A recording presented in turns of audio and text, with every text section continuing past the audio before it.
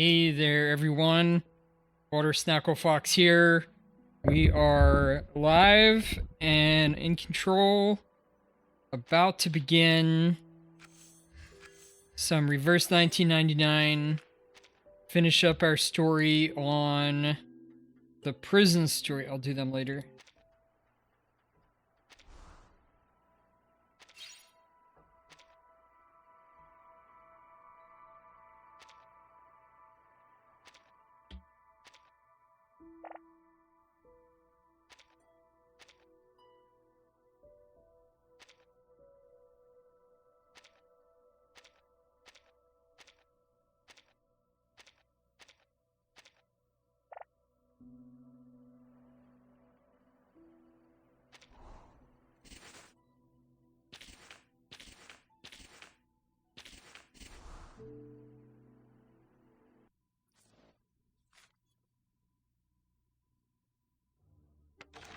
It's in here. I've already looked at that.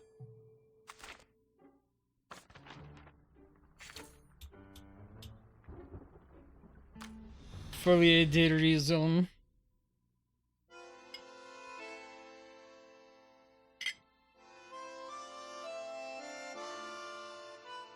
And we are on chapter 11, and hopefully we'll get through it all tonight.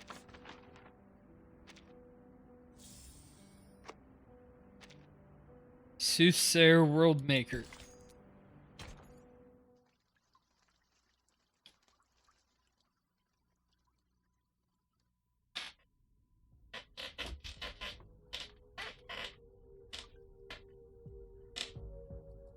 On the stage, Octavia remains the picture of serenity as she orchestrates the Congress.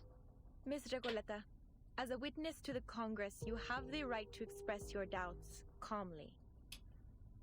Listen, you... She recalls the complaints of her two former companions, the jailer's dismissals, and the confused expressions of every editor she's ever faced. If she were to lay out every detail of her novel here and now, she would only get the same response. No, it's nothing. It's just that I'd like to participate in the dice rolling ceremony. May I? Of course. The very fact that you're standing here in the Panopticon proves that you share a common fate with it. Recoleta surveys the prisoners waiting to cast their die. Their expressions are serene, untroubled, calmly awaiting their fate. The joys and misfortunes of those before them do not affect the long, winding queue in the slightest. She takes a deep breath. It doesn't matter when I roll the die, since the rolls are simply a reflection of the randomness of fate, right? Precisely. Then I'd like to perform my role after the 27th inmate. Is that all right? As you wish, Miss Recoleta. 27th inmate. Interesting. That is a weird team. I will...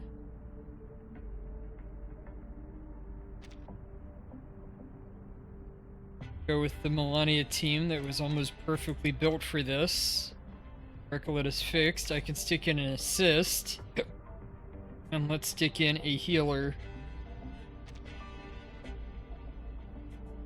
The procession is orderly as a row of straight teeth. I have all the essentials for writing poetry. You, me, and our opponent.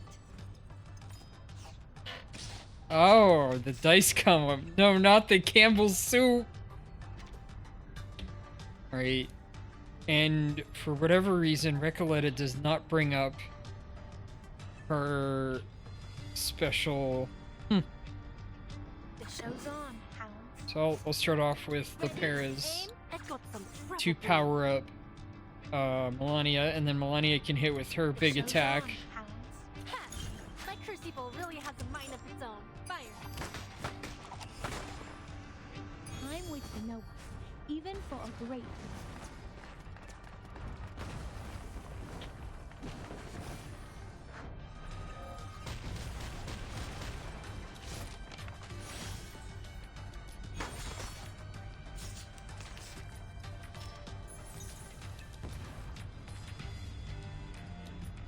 Power it up. Get ready.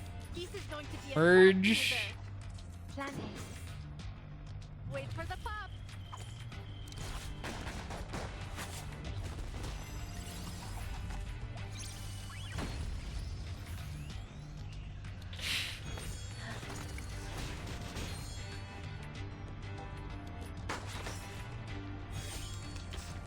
Another one.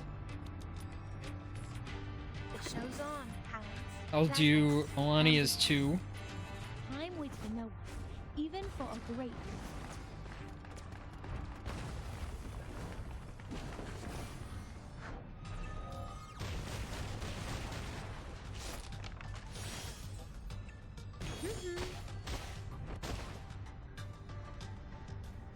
A mice pack.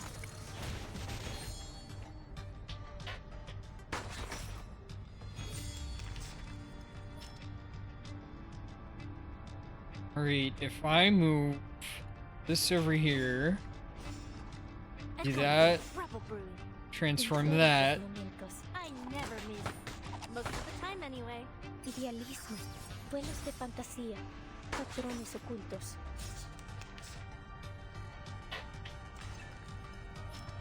Alright, if I do Get ready. that. This is going to be a crowd pleaser. Oh, she's charged up. I can do this Camino at and hit Melania at the end. Wait for the pop.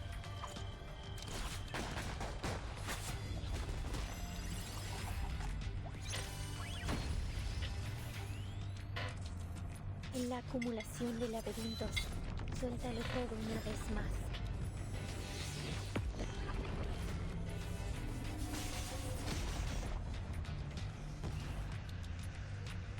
Conventional choice.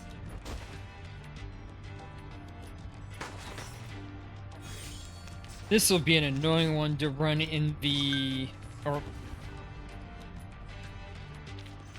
I found it too.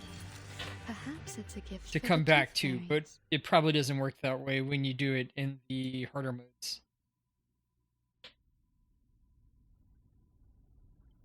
It seems fate favors you, Miss Recoleta. Here are your supplies. Please be sure to follow the distribution rules of the Congress. This is an essential structure of Comala, and a belief shared by all its inmates. Honor it. Just as I suspected. These supplies belong to me now, Octavia. I'm free to use them however I please. Recoleta strides toward Eduardo, who is curled up in a distant corner, clutching his head as his body trembles in silence. Here, Eduardo. Take them. This has gone in badly. But I haven't fulfilled my destiny yet. These precious tablets and capsules. I can't accept them. They are gifts from fate. The die has placed them in your palm. Oh no. But I don't need them. You do. Thank you, kind senorita. Okay, he does take them, but will they be effective? The prisoner's trembling stops. He blankly pinches his arm as if trying to distinguish reality from dream. Then, all at once, he snatches the medication from her hands and shoves it into his mouth. Eduardo, what's wrong? Are you taking the medicine right now? There's no need to rush. There's plenty of it. You can have it all. Por Dios, Eduardo. How could you squander fate, kind señorita? Please, give me the medication. I need it more than anyone else. No, I'm the one who needs the most. Oh boy, it does backfire, but in a different way than I expected. With the protection of these amulets, I might finally be able to get a peaceful night's sleep. No more trembling floors and wailing ghosts. The prisoners shove and struggle, countless hands reaching toward the hapless writer, trying to snatch the small round pills of salvation. Enough! Enough! A blue glow spreads throughout the room, forcing the prisoners to clutch their heads and fall down to their knees. Their riot comes to an abrupt halt. You shouldn't have done that, Miss Recoleta. Your ignorant generosity could shatter the very basis of our survival. She steps toward Eduardo, now writhing in pain, and picks up a few stray capsules scattered at his feet. The pills dissolve into a stream of weighted sand, vanishing as it pours through her fingers. We have never had such chaos at the Congress. Understand this. We rely only on the randomness of fate to distribute supplies and assign responsibilities. If you disrupt the status quo, the entire system of the Panopticon will collapse beyond repair. Oh man. It is only by respecting the arbitrariness of fate and adhering to the rules of the Die of Babylon that we have kept this place functioning all this time. The Die of Babylon? Tell me, how did you know this name? Are you the one orchestrating this whole thing? Recoleta, equally confused and furious, grabs the host's collar. ¿Podría ser? ¿Eres Aleph? Tal como sospechaba Verdun? Could it be? Are you Aleph, just as Verton suspected? Let go of me, Mr. Coletta. Have you gone mad? The roll of the die is absolutely random. I'm not orchestrating anything. Before the Congress began, I made an oath. I intend to keep it. Please, calm down, Miss Recoleta. I think she's telling the truth. She lets go of her grip as the reality of their situation dawns on her. Sorry, Octavia, but please, you have to tell me how you learned about the Die of Babylon. I must know. Only my pen pal and I should have any knowledge about this die. I heard about it from the physician. He described it as a symbol of collective consciousness that we could harness to maintain immaculate order in the Panopticon. The Comala Congress was coined, iterated, and perfected by the physician based on this concept. The physician again. Everything eventually leads back to him. Just as we suspected. I see. Recoleta casts her eyes over to the silent Jaguar, who has remained wordless from beginning to end, watching it all unfold. Jailer, we have to meet with the physician in person. Now. As I've told you many times, Dr. Merlin is too busy at the moment. I couldn't possibly trouble him over a novel and a pen pal. They are just fantasies. Couldn't you make an exception? What if they're not just fantasies? What if they're tied to the very survival of this place? Miss Recoleta said the Panopticon could collapse because of the Die of Babylon. Are you seriously telling me you believe that nonsense? It wasn't nonsense, nor are they fantasies. You saw with your own eyes how I won the die roll. It was just a coincidence. The jailer's words are at odds with the subtle motions of her eyes and face. The Foundation's investigator sees on a prime opportunity to apply pressure. Oh, the word prime right here with all these numbers is genius. What if we present you with stronger evidence to prove it's more than just a coincidence? If everything in the Panopticon proceeds according to Miss Recoleta's novel as she says, she should be able to predict what happens next, including the roll results of the absolutely random die. That's right. The Die of Babylon isn't random at all. It's nothing but a supercilious fraud veiled under the guise of fate, and an actor of the inescapable loop of history. What is she saying? I don't understand. And not one of you is paying attention to me whatsoever. Ugh, to hell with this era of ignoring unknown writers. Miss Recoleta, please make your prediction for the next inmate's die roll. This way, you can prove to Miss Jailer the irrefutable connection between Kamala and your novel, The Rise and Fall of Sanity. You finally remembered its name! Oh, what sweet balm to my spirit! Miss Octavia, please continue the Congress and let the next inmate perform their role. Then Miss Recoleta's statement will be proven true. The hostess of the Congress remains non-committal. I appreciate the reminder. No matter the interruption, the Comala Congress must go on. Though not for Miss Recoleta's sake, of course. Next inmate, please. Following the die's designated order, the next prisoner steps forward to roll. Hello, inmate Garcia. You know what to do. Of course. La sexta cara. Un pilar roto. El flujo de la fortuna y la calamidad. The sixth face, a broken pillar, the conflicts of fortune and calamity. So the result of the next roll will be a 6. Her prophetic precision plunges the whole of the new encounters into breathless As silence. fate reveals, the number is 6.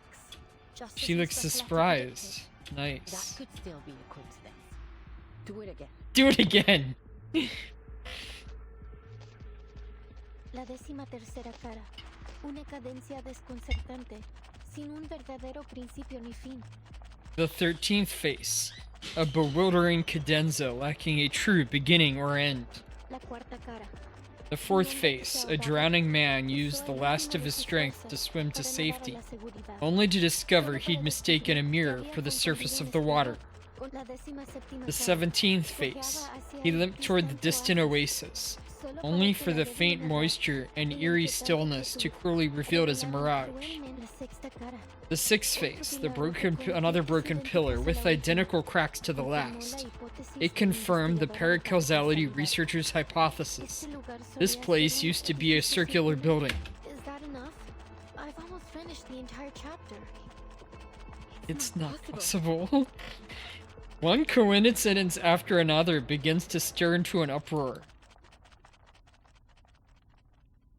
The coincidences appear endless. Who are you? I'm sorry if this comes as a shock to you, but I did warn you, Octavia. Now it's proven. The Die of Babylon is anything but the so-called randomness of fate. Have you been sent here by some god? Or are you a hobby prophet? Have you brought this knowledge to save us? Or to shatter our beliefs? Our world? A question destined never to need an answer. She lets her eyes fall into the cardboard box and onto the 20-sided die. The ridiculousness of its nature becomes starkly visible. What is this thing in my hand? What are we? What is this prison? I don't know if it's some kind of sorcery or arcane skill, but it's unfathomable. I'll take you to the physician. Not because of your earlier request, but because the situation has escalated beyond my means. The overseer of the Panopticon will decide how to handle your situation. To be honest, Miss Rakalata, I wasn't sure you'd be able to correctly predict everything. Timekeeper, are you saying that you risked everything on a hunch? It worked, didn't it? That's not risk everything. Come with me. Dr. Merlin's office is in the central tower. For her part, the now vindicated writer follows at the end of the line, letting her mind En la race. sexta versión de mi novela, todos en el pueblo mueren a causa del dado de Babilonia. Porque solo la muerte puede cerrar el ciclo de la historia. In the 6th version of my novel, everyone in the town dies because of the Die of Babylon, for only death can close the loop of history. Y carcelero, eres el empleado del banco, ¿verdad? And jailer, you're the bank clerk, right? Entonces, al final, también So in the sufrirás un end, colapso you will como el also empleado have del will you banco, also have a cuando se da meltdown, cuenta de que like the él bank y clerk el does when pescador he de luna realizes that son la he misma and the Dune persona. Piscator are the same person? If all of this is tied to the rise and fall of sanity, then, as its creator, I will get to the bottom of this.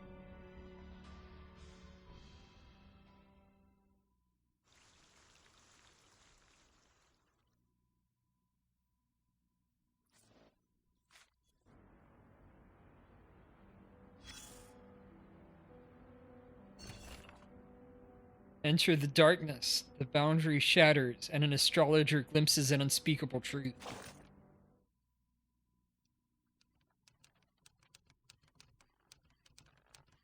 After that, I attended some more literary salons and wrote several things I never dared write before. Miss Octavia, however, never made an appearance. I didn't see her for quite some time. That was until I allowed some prisoners to a large hall and heard her voice among a group of unfamiliar inmates. She noticed me and greeted me warmly. She told me she had been working on some new initiatives. She told me of her hopes to gather more support, to improve conditions in the prison, and initiate a spiritual shift toward realism and resistance. I truly believed back then that everything was headed in the right direction. Before our eyes, the host of the assembly, the idealist, steps up to the podium. By the randomness of fate, we have gathered here to participate in the Kamala Congress. Before the ideas of destiny, historians and astrologers alike, I now declare a new rule amendment. A duel before a crowd of eager eyes. The winner awarded 10 pounds of gold, and the loser left with 10 flies to descend upon him.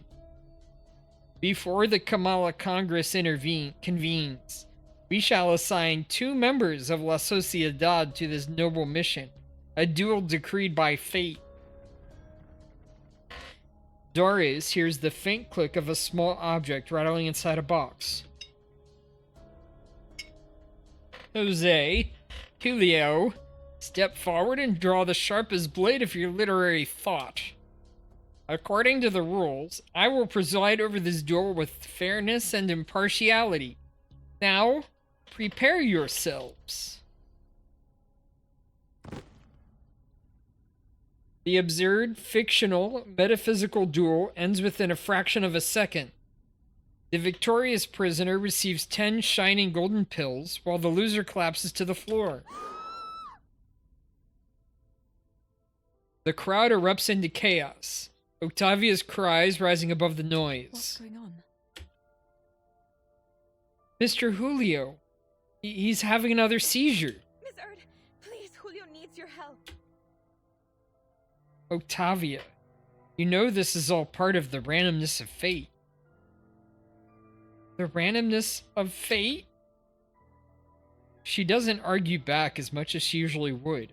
Instead, she stands frozen in place, as if stunned. What's the matter, Miss Octavia? This is an emergency. I require your assistance. Answer me, Octavia. Why are you trying to change Julio's fate? Because no one should die like I this. don't want him to die. Please, Miss Octavia, help me so I can help him. Her voice cracks, leaving only the sound of her stifled sobs lingering in the air. What's wrong, Miss Octavia? How's his condition now?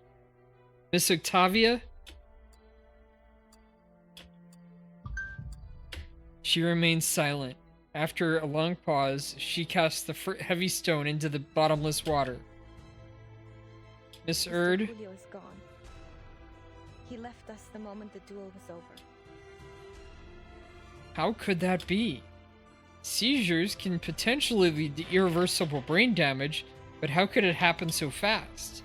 A precious life gone so quickly, swept aside by something so senseless, lost in a nonsensical duel. What exactly is this so-called Congress? Some kind of punitive system unique to Kamala Prison? But how can someone's life be decided by something so absurd? Are we simply meant to surrender to a fate so twisted, no matter how absurd it is? Is it so irrefutable? This isn't the fate I seek, it's a distortion of it. It's my fault for not finding a better way.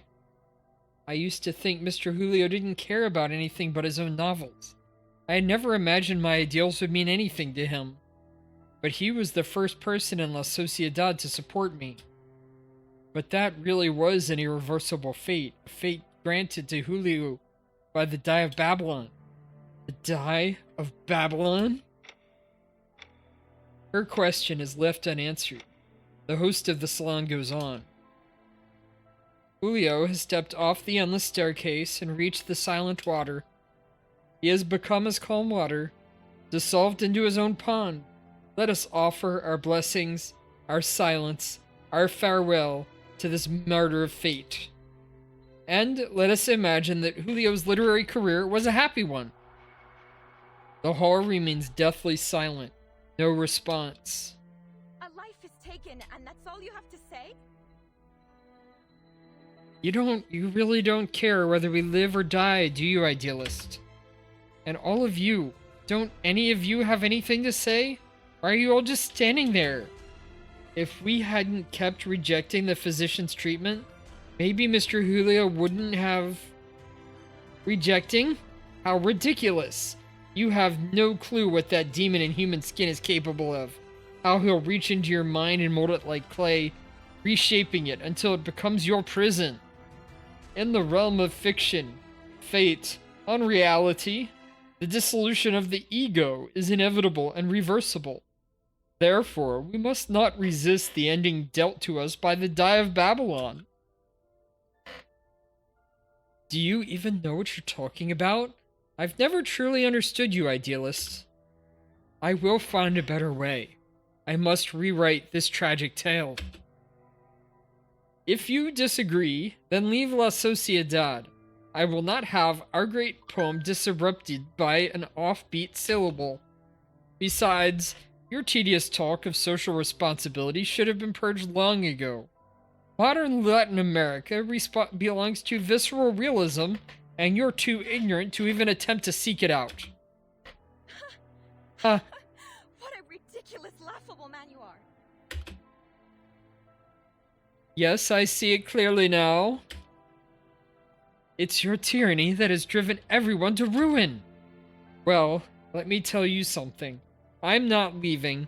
I will establish a new literary movement right here in Kamala, right here in La Sociedad de Poetas de las Americas. And I know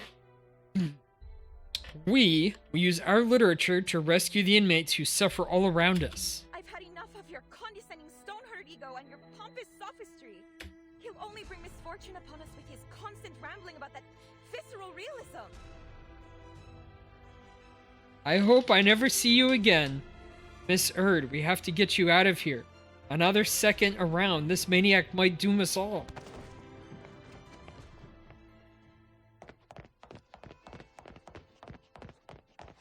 Only the physician, the true overseer of this prison, can save us from this situation. Please join our society, Miss Torres. Help us build a renewed Sociedad de Poetas together. I've already spoken with the jailer. As long as we follow the rules and help them manage Kamala, we'll be free to discuss literature. Forgive me, Miss Octavia. While I truly appreciate your kind offer, I'm afraid my conversation with the physician must remain private. Why? Please answer me this question first. From what you've seen, you'd say this prison is circular in shape, yes? Yes. It is. Then tell me, at the center of this structure, is there a watchtower? What? Impossible. You guessed it exactly. And our destination is somewhere inside that watchtower. How do you know? I've had such a lovely time here. So much so that I almost forgot what I came for. Which is precisely why I must put an end to this cruel farce masquerading as fate. Do you intend to rebel against the Watchtower's gaze, just like the Idealists? You misunderstood me, Miss Octavia. That inescapable gaze, and the permanent theme of fate.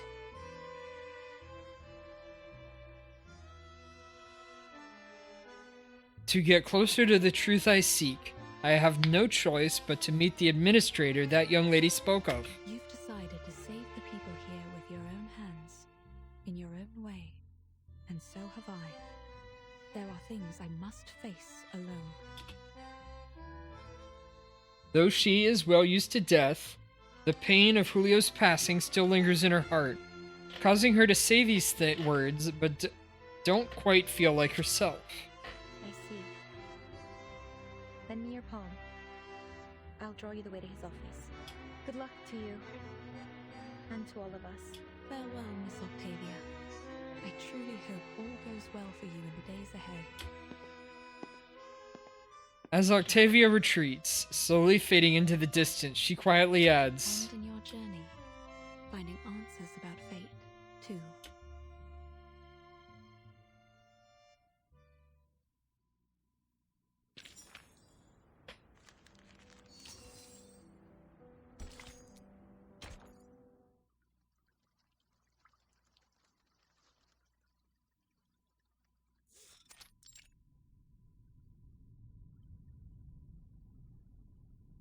An otherwise tidy room is covered in fine scratches and small, unidentifiable stains.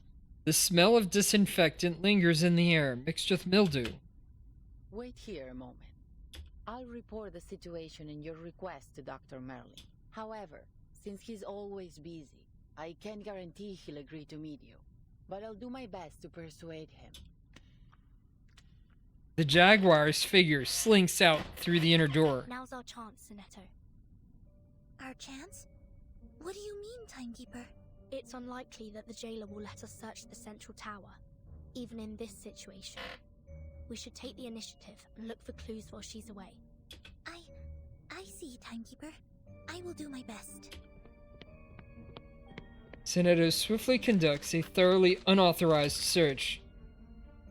Thank you for your assistance, Miss Recoleta.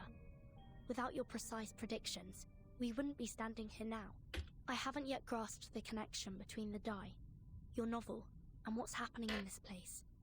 But by process of elimination, it's almost certain that your pen pal, Aleph, is right behind this door. Sometimes I envy your decisiveness, Vertin. I'm sure many people have praised this special talent of yours. Are you all right? You don't seem as excited as when we first entered Kamala. Recoleta holds her gaze on the tightly shut door, uncertain whether she hopes it will open now or never again. The all-seeing sentinel of the Panopticon, veiled within the central tower. If it truly is Aleph, I don't know how to face such terrifying and increasingly plausible reality. Sorry to interrupt, but... Timekeeper, I think you'll want to see these. Sign Erd.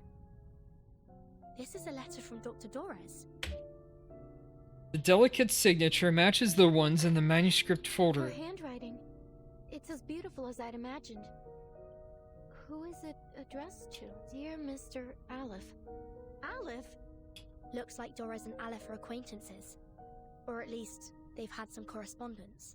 Dear Mr. Aleph, my apologies if this reaches you at an inconvenient time. I am Dorez, pen name Erd, an ordinary inmate of the Panopticon of Kamala. I write seeking your guidance, if you wouldn't mind offering it to me. I heard from the physician, Dr. Merlin, that you have the answer to every question. A statement which has been echoed by the idealist and the other inmates. I have something I wish to ask you. What exactly is your role at the prison? Chief Warden? A secret backer? An observer who dominates the prison? Are you truly the supreme ruler of the Panopticon of Kamala? They tear open the next letter, eager to read on. Dear Erd,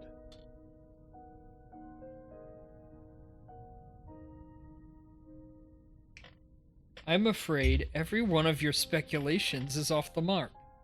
I am merely an inmate who chose to imprison himself here. And allow me to point out that your identity isn't as ordinary as you claim. Why is it that you, my fellow inmate and guest of Manus Vindictae, are so interested in Kamala? I do indeed have answers for every question, including yours. I'm afraid every one of your speculations is off the mark. Hey there! I'm Yeah, an inmate that's who perfect, chose to Bellamy. imprison Thank you for himself coming here. in. I hope you enjoy the story. I did see you at the very end last time as we raided Dipper Dog. And allow me to point out So thank you for that coming to my identity reverse isn't as 1999 ordinary as you streams. claim. Why is it that you, my fellow inmate and guest of Manus Vindictae, are so interested in Kamala? Dr. Dorez, a guest of Manus Vindictae. A muffled a muffled shattering of glass interrupts their reading. It came from inside the room. Do you think they're okay? The jailer and the physician! What happened? The door defies any attempt at an answer, sealing all the events from I'm view. not sure, but it could be bad. Yep, you be lurking. Come on, let's go in and see if they're all right.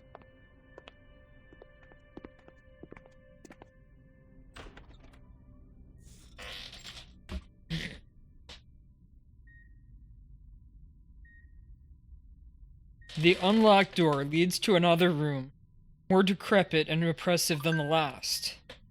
A cold operating table lies in the center, surrounded by scattered bottles and medical It instruments. seems we've stumbled upon the physician's office. I should have known. But is this an operating room? As if this prison wasn't bizarre enough already. Inside the narrow operating room, the Jaguar reacts badly to their intrusion. Didn't I tell you to wait outside? What do you think you're doing barging in like this? We were just worried about your safety, jailer. Enough. Get out of... Quiet.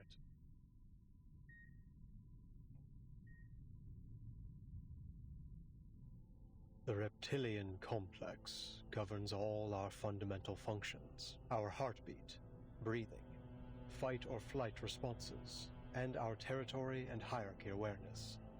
Our primitive ancestors, like reptiles and birds, followed such instincts to survive. Through millions of years of evolution, we developed the limbic system. This processes emotions and forms memories. It allows us to feel fear, sadness, anger, joy. Our behaviors are given meaning. Now it's the neocortex that makes up more than 2/3 of our total brain volume. Language, perception, logical reasoning, abstract thought. This is what forms the complexity of human nature.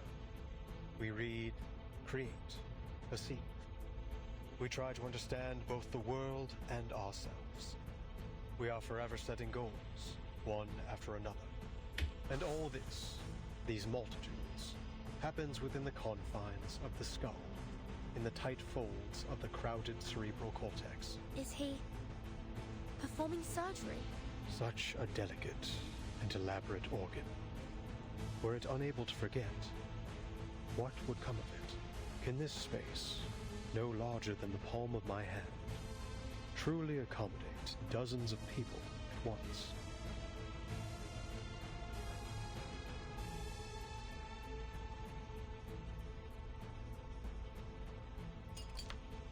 At last, the physician sets down his operating scissors and needle, signaling the end of the surgery. Yet at the same time, the old machine issues an alarm, signaling that his patient's vital signs are wavering. What's happened to the patient? It looks like he's dying. Her anxiety rises as the question goes unanswered. On the screen, the last waveforms disappear, leaving only a constant flat tone. ¿Fracasó la cirugía? Did the surgery fail? Nonsense. The surgery was a tremendous success. I have erased his debilitating hysteria and restored order to the Panopticon. What are you trying to achieve by barging in here? The man behind the operating table stares at the uninvited guests expectantly, but does not give them a chance to respond. Forget it. The next operation requires my attention. Jailer, show them out. Bring me the next patient in 15 minutes. I'm sorry, Miss Burton. I'm afraid you have to leave now. Recoletta steps forward, blocking their path. There is a hint of pleading in her voice. Please, just let us speak with you. It'll only take a moment. I have something very important I need to ask. Her question is not given time to take shape. Important. Nothing is of greater importance than my experiments in the Panopticon, outsiders. To ensure they continue, the stability of time and schedule is absolutely paramount. Experiments in the Panopticon. So you really are the controller of the prison, then? Controller? What an outdated notion. Superficial, really. The Panopticon has no need for such power, regardless of who occupies the central tower, or even if no one's there at all. Every inmate is both the observer and the observed, both wielders and subjects of power. Achieving such a state requires no physical or violent measures. The structure of the Panopticon itself is the mechanism which sustains it. Komala is simply a manifestation of this model. Once I confirm its feasibility and adaptability, this model can be applied to any functional setting with only minor modifications. So far, it has proven to be far superior to any current system of governance in our world. Transcendental, even. Oh man. Why am I wasting time explaining this to you? Time is running out. The investigator keenly senses the key within his words. Dr. Merlin, you keep mentioning time. What exactly do you mean by that? Really? You need to ask? Even those oily-headed lunatics know it. The end of this era is imminent, is it not? Indeed, the word that was so close to being spoken. You know about the storm? That's what you call it, is it? A storm that washes everything away? You employees of the St. Pavlov Foundation should know better than I. Soon, this era and everything in it will cease to exist. I must prove the feasibility of the Panopticon model before this place is turned to ruins, or something even more unrecognizable. A storm that washes everything away? Burton, what on earth are you two talking about? The conversation extends beyond even the most imaginative creations of the aspiring writer.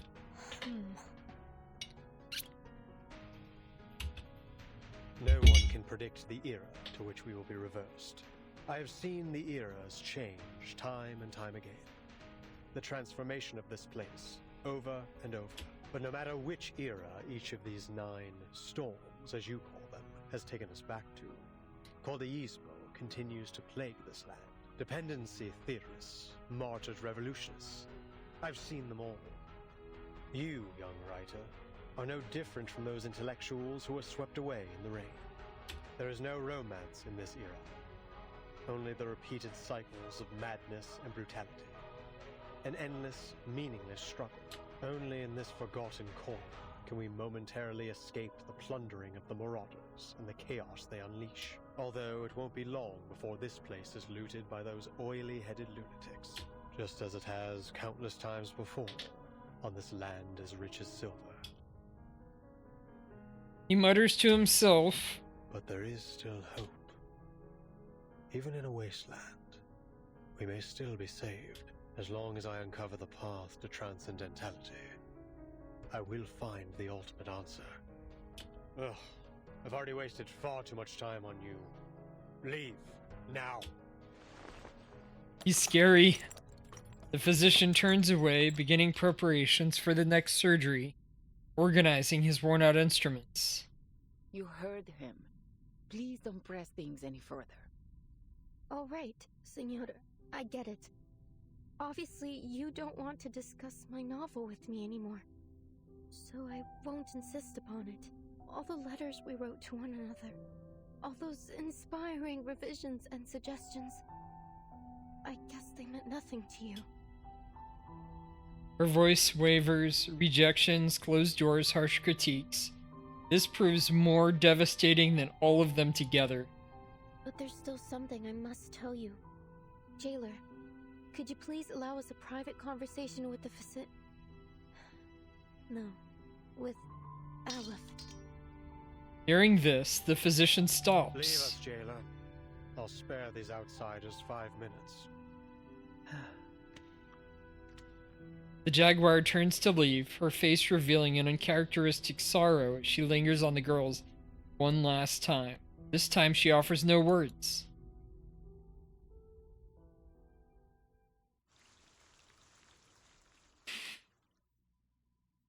Wow. 13. Master of the Labyrinth.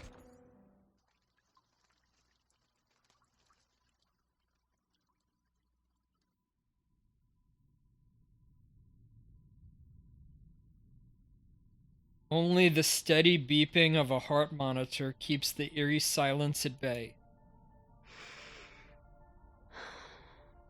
Deep breath. Recoletta. Dr. Merlin, or should I say Aleph?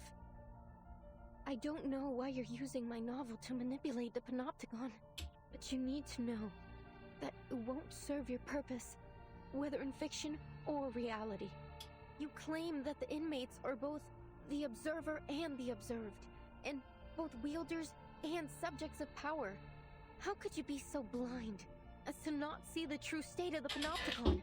The inmates haven't achieved any perfect order. No, they've devolved into pitiful caricatures of themselves. Performers in some endless pantomime to be watched from the central tower. Even their medication has become a prop to demonstrate the so-called randomness of fate in the theater that is the Panopticon. This farce hasn't made the Panopticon a better place.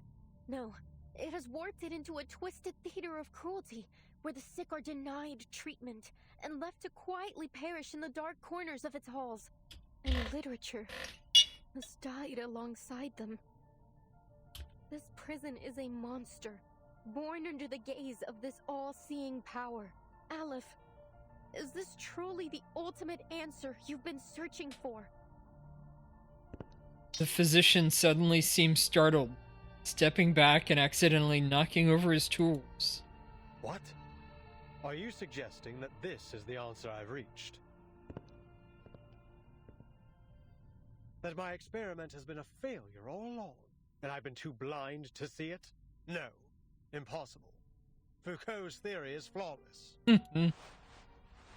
Having his life's work denied is something he cannot tolerate.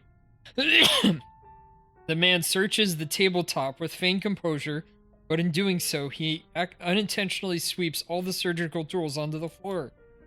I have removed every obstacle to the running of this prison. It is pure, sacrosanct. I have constantly re-evaluated the system, adjusting my instructions to my subordinates to ensure the most efficient maintenance of the established order. And now, you stand here and tell me that everything I've done has been meaningless from the very beginning? That the power model I have implemented has already been replaced by an alternative? No, outsiders. The perfect order of the Panopticon shall not be disrupted. I will not be swayed by your lies. This facility is superior to all others. Nothing here escapes my notice. At last, in a barely noticeable corner, he finds the 20-sided die wreathed in a black mist. That said, it isn't easy to work a miracle, as we all know. I shall personally verify it, all myself. Wow. All of his emotions dissolve as he grips the die. The narrow operating room shakes as if responding to him, emitting a distorted screech. What's happening? Visitors from another era. You have come here with plagued ideologies in an attempt to break the subtle balance of the Panopticon. But did you not notice the tiles beneath your feet? The cracks and water stains on the walls, constantly changing right before your eyes. This room, the previous room, every room, you have blindly wandered through them, seeing them as nothing more than the building blocks of a monotonous labyrinth. But this place was not born from the chaotic imaginings of a madman. No. Every inch has been crafted through the meticulous harnessing of order and power. Every wisp of spider silk drifting in the wind, every speck of rust on the gallery rail. Every detail of the Panopticon has been built by my own hands. With this ever-shifting die, concepts may be transformed into reality, and ideals into substance. Wait. I observe the movement of every entity, the passage of every second. The moment you entered this realm, you too became subjects of my experiment.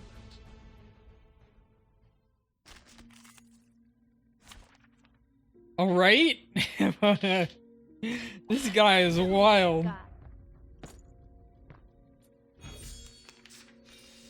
Admit it. Oh, there it's back. This is all getting out of hand.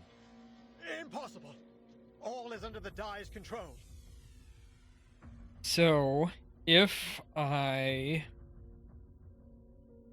What may appear to be chaos is nothing more than a temporary deviation.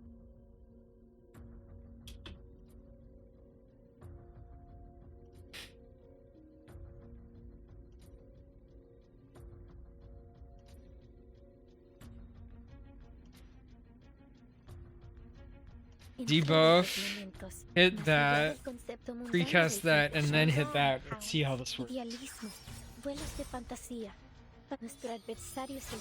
Seeing if I can get Ricoletta to go first. Yeah.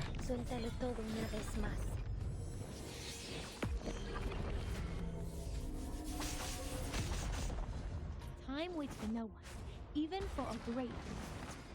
Yeah.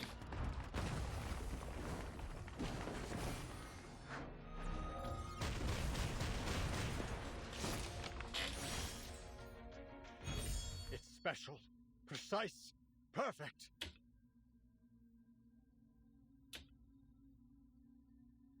It is far from perfect. You know that as well as I.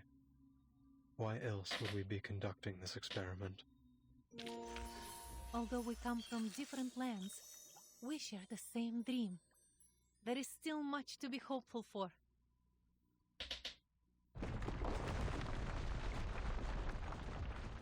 This happened when the Idealist was attacked too. To think we've been trapped in a prison fabricated by a die all this time. Did the physician really build all this with such a small, simple object? The distortion is getting worse. Prepare yourselves to fight or flee. The situation begins to spiral out of control. Now everything in the room screeches and twists until they become a mess of meaningless black and white lines. Please, Dr. Merlin, stop this. No. You're asking for the impossible. Power model of the Panopticon is destined to permeate all of society. Such insignificant interferences could never plunge it into chaos. But it already has, Merlin. You failed. I have not failed. And as long as I keep the prison running. The physician fiddles with the die, muttering baffling and incoherent words to himself. It isn't your power model running the prison. It's the die. It's simply a form of magic, unrelated to the microphysics of power you seek. It provides no aid in your experimentation with power. It's a false hope. A castle in the sky given to you by the military junta and Manus Vindictae. Manus Vindictae? So you really are working with them. What exactly do you intend to do?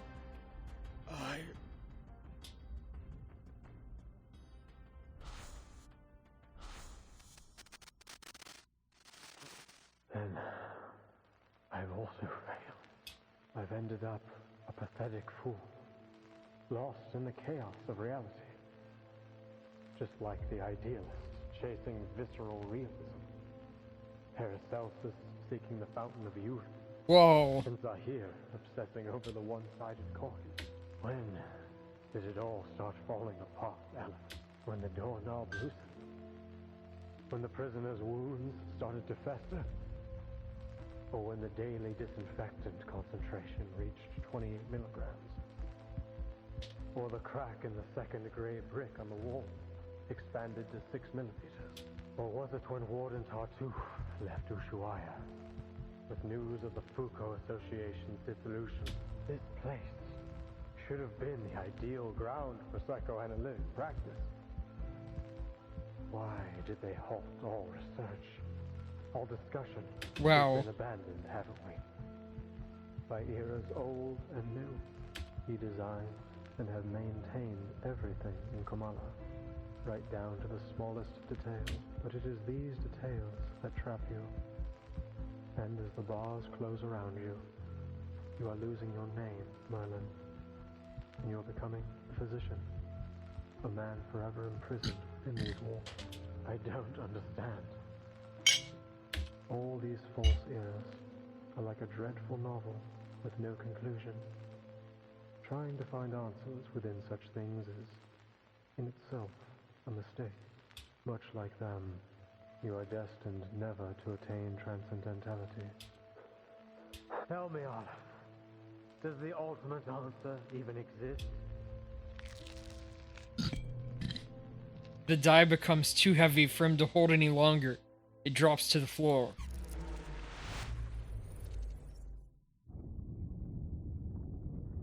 The distortions and tremors of the prison finally subside, as if the pulse of a massive heart had stopped for an instant. Amid the swirling dust, the girls help each other but fail to notice the truth revealing itself before them. Timekeeper, are you alright? Yes, and you? And Miss Recoleta? Are you okay, Miss Recoleta? No. The smoke clears, but no one responds. The named girl simply stares in shock at the figure before her. You're...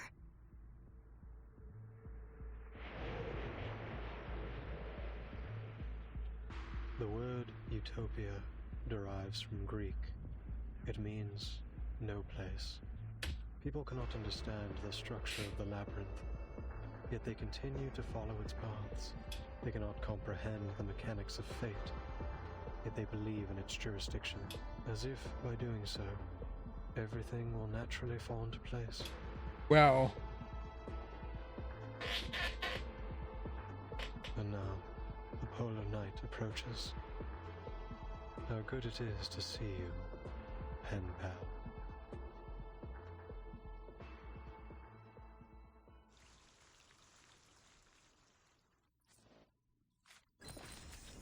I don't know what's going on. Chapter 14, The Mask in the Mirror.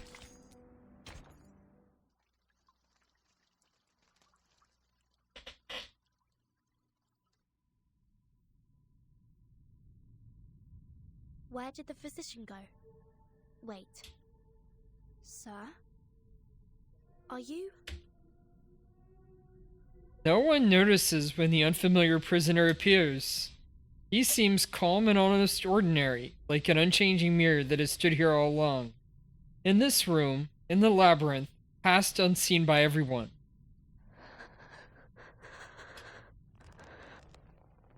The answer she now sees plainly makes her step back in a panic. But in the end, she says the name out loud. Its sound is heavy, cold, and leaves her at a loss. Aleph, it's you. My pen pal. You are, in fact, in Komala. All those letters. All the ideas we shared. They weren't just my imagination or some prank. Vertin, Soneto, it's all just as I told you. They weren't meaningless. They're all real. Yet, why does she feel no joy? So, sir, are you Aleph, the ruler of this prison? Are you the one controlling the panopticon with the die? The one hiding Miss Dores's whereabouts? What curious inquiries. Quite different from the last 2,666 questions I've received. Oh my.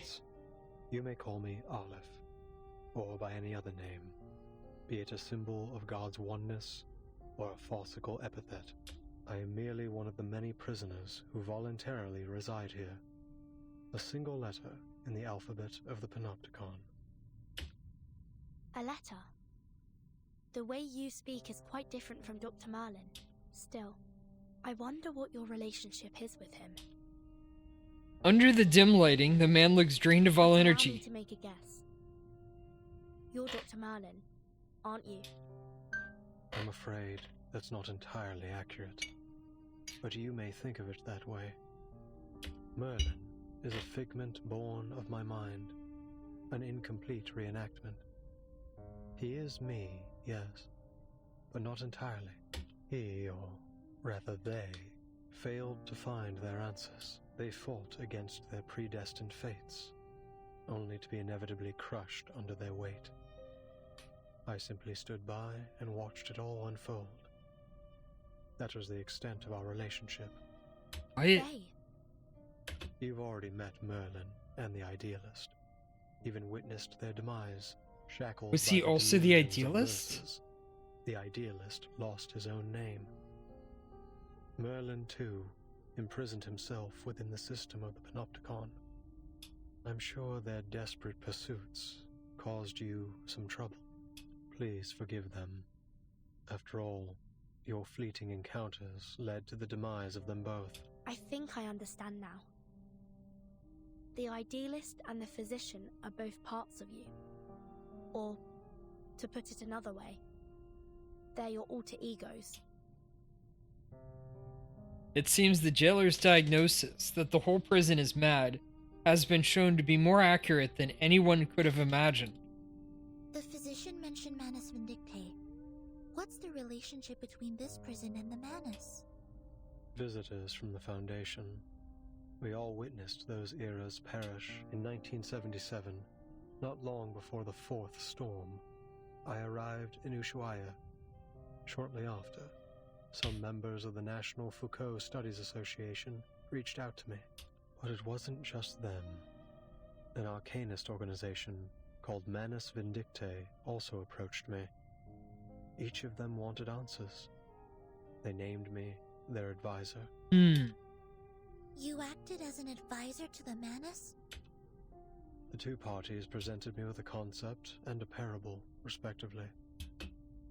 A concept and a parable?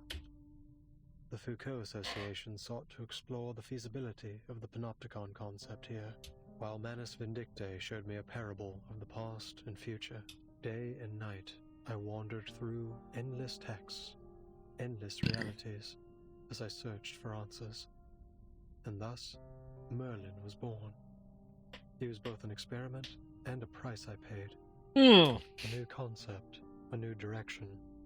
Pursuing such things always leaves me confined by the limitations of human knowledge. Merlin spent his entire life exploring Foucault's theories in pursuit of that singular yet infinite answer. What about the Manus, Mr. Aleph? You didn't explain why you helped them. Explain why? Because they asked me to, just as you have. I simply worked to answer their questions. So you're saying that, to you, we are no different from Manus Vindictae, and if we ask, you'll answer us, without holding anything back? Is that not precisely what is happening this very moment? Aleph picks up the fallen die.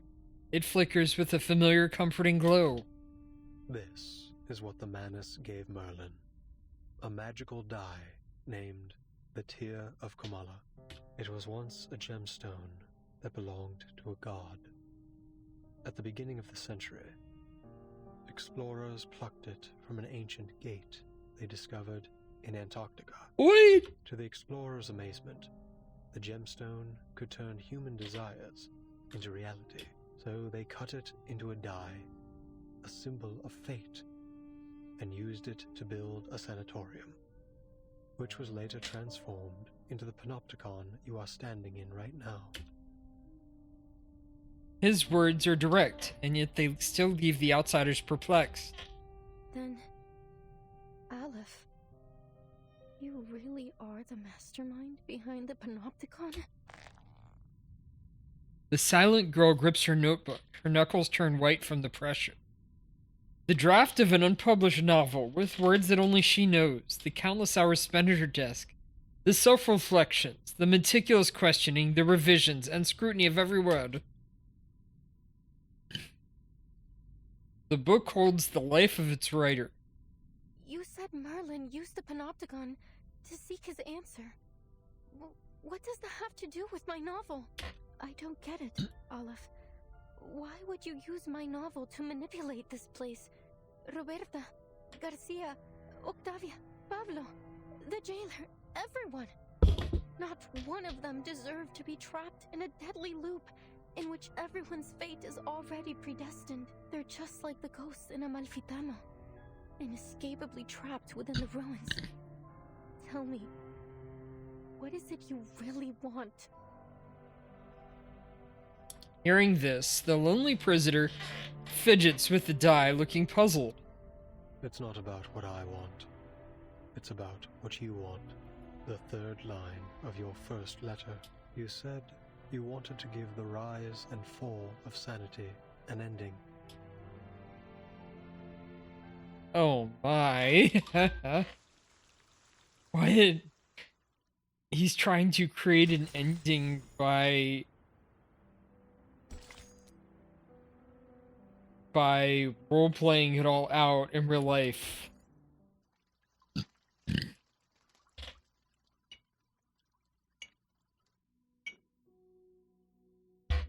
Los registros históricos del Dado de Babilonia. Historical records of the Die of Babylon can still be found in the library of Santa Teresa University. No, no. Una apertura como esta haría la historia demasiado ambigua. No, no, no. An opening like this would make the story too ambiguous. En 1975. In the town of Amalfitano, Sonora, Mexico, something terrible and eerie took place in the cottage with the blue roof. It all began with the peculiar customs of the Wait, how did I learn about all this? I need to add a role for the narrator, the storyteller. El cuentacuentos.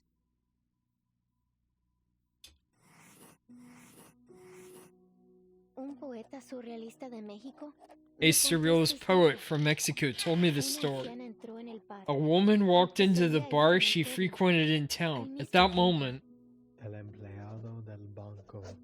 the bank clerk entered the bar too, bringing news that a multinational corporation was going to build a cookie soap factory in Amalfitano. Espera, empleado del banco. No sabía que había bancos en Amalfitano. Wait, bank clerk? I didn't know there were bank clerks in Amalfitano. Pero sí. But it does make sense. Commercial banks are no doubt a hallmark of capitalism. Thank you, pen pal. Therefore, before he became a bank clerk, he was an advocate of the town's ancient customs. Right. I'm gonna take a short break. Después de aceptar el destino otorgado por el Dado de Babilonia, eligió dejar todo atrás. El triste y aterrador pueblo y los ciclos ocultos dentro de la infinita aleatoriedad. Oh, qué irónico.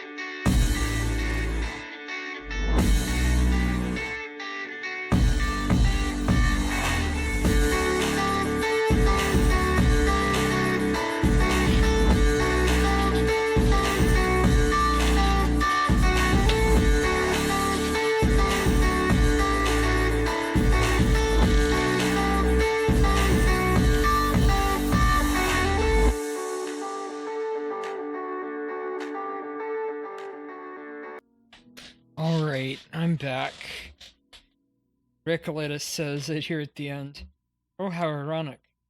But it's still realistic, too.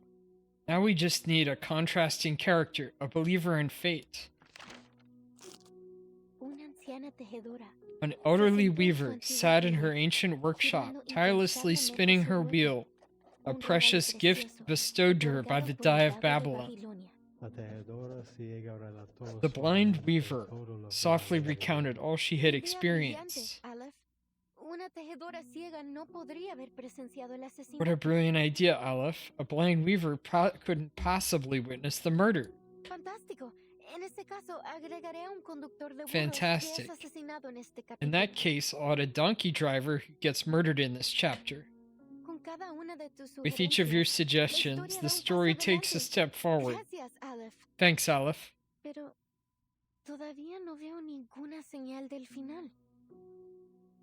But I still can't see any sign of the ending.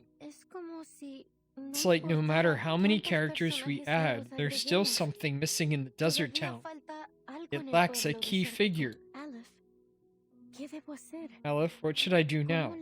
How do I give this story an ending?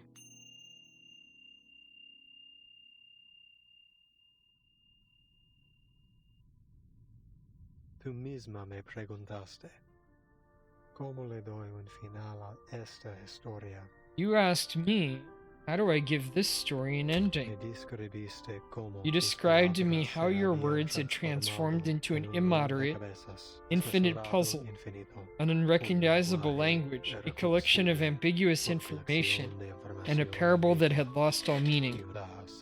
The absence of an ending still gnaws at you, forever trapping you in that scorching desert town. All I'm doing is trying to find it for you. Has estado manipulando los acontecimientos en el panóptico desde que intercambiamos cartas por primera vez septiembre pasado? Are you saying that you've been manipulating the happenings of the Panopticon like this ever since we first exchanged letters last September? She struggles, vainly hoping for him to deny it. Yes. Every time you revised the novel, corresponding adjustments were made in the Panopticon. Faithfully reflecting the intricacies of every detail was key to ensuring the story proceeds smoothly. Such adjustments were handled by Merlin mostly, sometimes the Idealist, and before them, Zahir and Paracelsus. Every time, 6 versions of the Amalfitano story have been played out in the Panopticon already. Does that mean the frog crushed in the mug, the cow dying of old age, the dormouse falling into the sea, the ghost killed in the duel, and the sudden changes to the Dye of Babylon? All the revisions you suggested, all the chaos, deaths, chaos, and madness, they all actually happened right here? The ever-knowing prisoner falls into a long, dark silence. He will not answer a question when the one asking already knows the answer.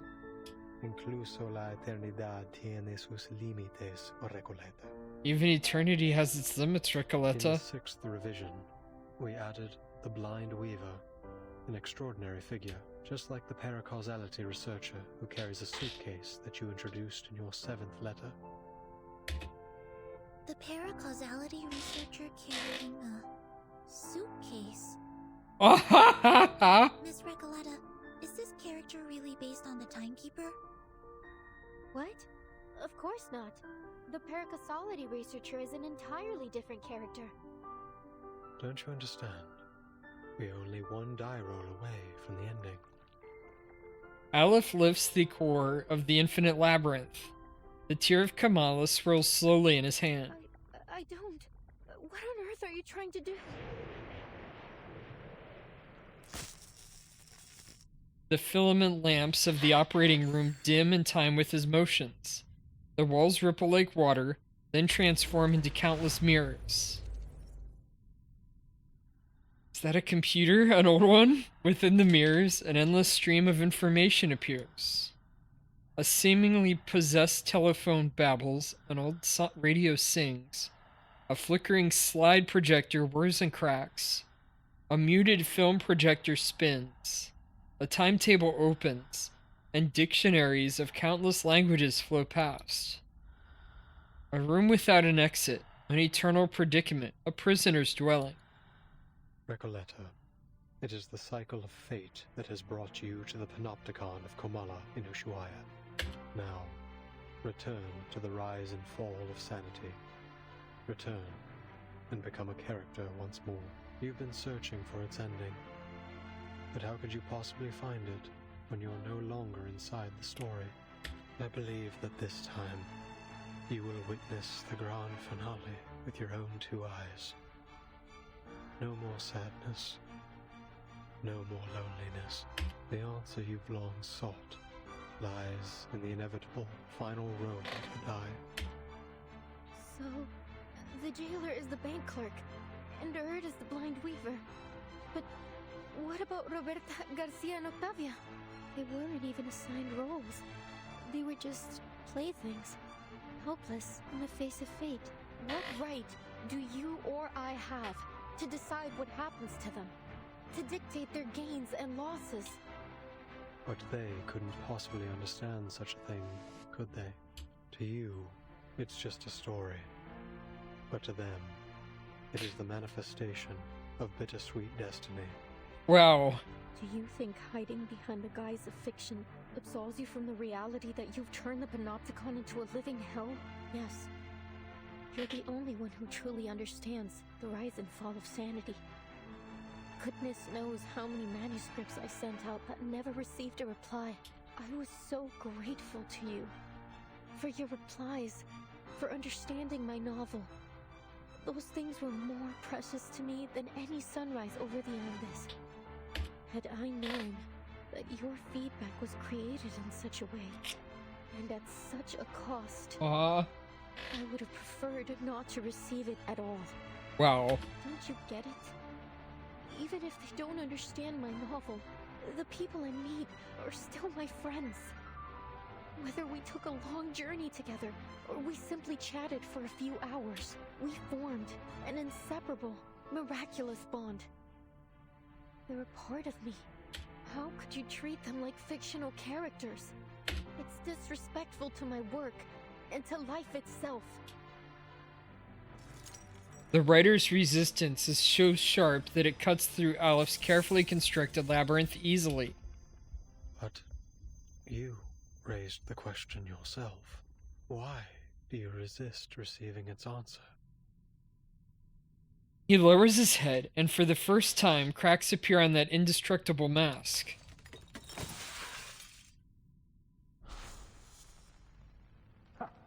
They're always like this, aren't they? They throw a question at you, only to abandon it along with the fading of the era. This storm will spare no one. You've known it all along, Alice. Only the timeless Panopticon can maintain control. The all-seeing tower. The perfect governing system. What a hopeless fool you are, Merlin. Haven't you heard what they say? There is no need to build a labyrinth when the whole world already is one. Your meaningless questions will be swept away by the tides of time, only to resurface on the shores of our minds once more. We've seen it happen, over and over again. Surely you've realized by now that the only true meaning can be found in literature. For over a century, literature has remained the singular, ultimate answer. This lonely cowboy is simply feeling lost at the moment. Spare us your ramblings, my dear. You're wasting our time. Enough. Dye that reflects the heart can no longer bear its weight, as it glows from within burning fissures. On the surrounding mirrors, countless reflections of Aleph appear, each wearing a different face. They crowd into the room as a flood of ghosts. Aleph seems to be in a terrible state. We have to be careful. Something isn't right about that dye.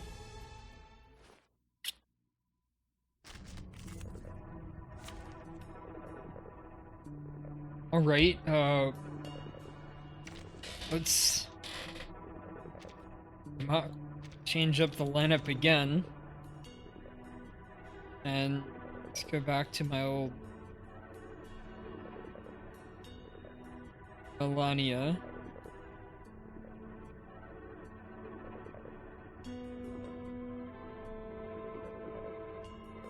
There she is. Opera. Nicoletta. And Battery checked. let's see what happens if I don't have a healer, or at least a proper one. Oh my, that is a boss, alright. Go ahead. Keep the story going. Carry it through until we finally feel the sweet gratification of the ending. Your endeavors are doomed to fail. There's only madness in literature and art, not transcendentality. Alright, I'm gonna do regular precast, and then Ready, aim, Lepera. travel brood. I'll put this thing on him and finish up with Melania. Time waits for no one. So I'm gonna prize Melania's ultimate at current Moxie over Recoletta's. And that'll start buffing hers up and get her going to shoot out another one. Fire. Huh, a truly villainous moment. Time waits for no one, even for a great.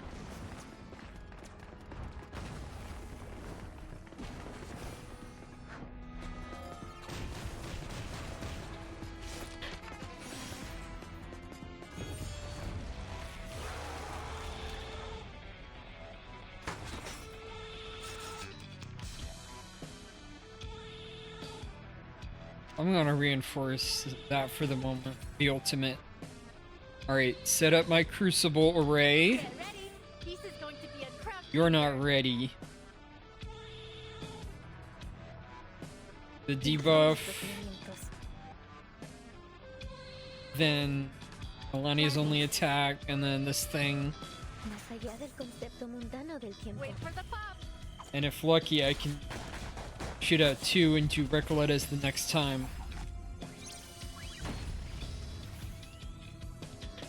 Idealismo, vuelos de fantasía, patrones ocultos. Nuestro adversario es el tiempo. Yeah, Recoletta's perfect. Oh, hey, don't interrupt me.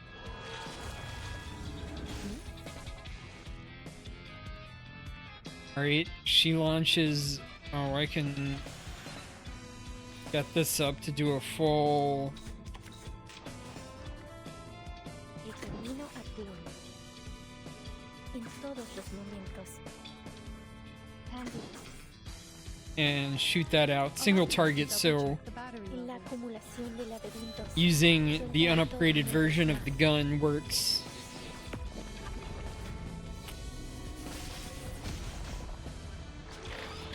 Oh, and he's dead. These explorations, these fractures, they're all failures, aren't they? In this infinite expanse, I feel nothing but infinite sorrow. Whew, that went smooth. Exactly.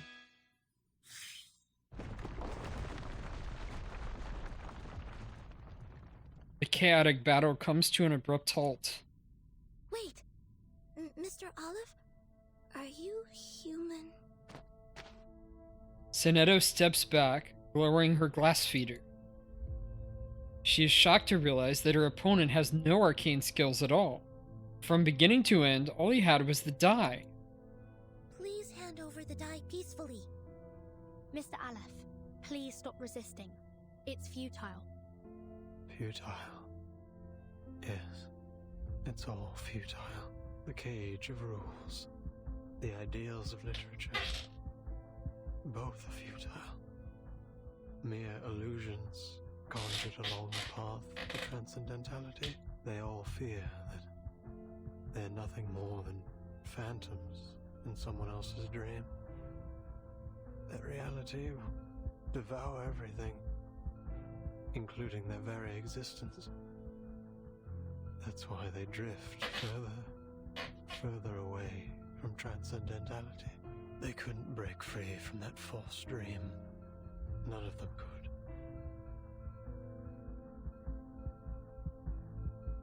Aleph stumbles as he looks up at the storyteller. Both the physician and the idealist walked toward their own destruction, just as I expected.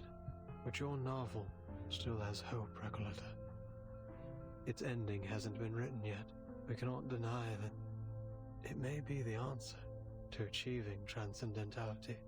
You're not going to stop, are you? Not until you get your answer.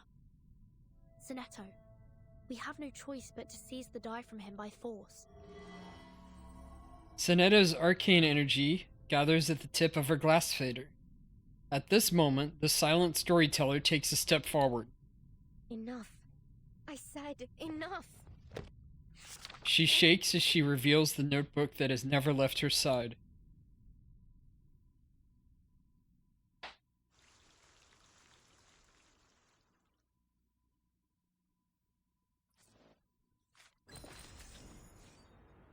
On to chapter 16.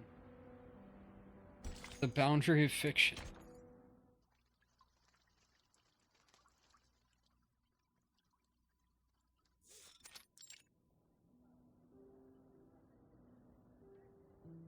(1990) Guadalajara International Book Fair. People moved between bookshelves and corridors, engaged in heated conversations. The air is filled with the mingling of multiple languages. I'm afraid we can't publish your novel in its current state, Recoleta. We look forward to seeing more refined work from you in the future. Ah, Senor Cruz! What a pleasure to see you here. I'm an editor from the Naranja Dulce publishing house.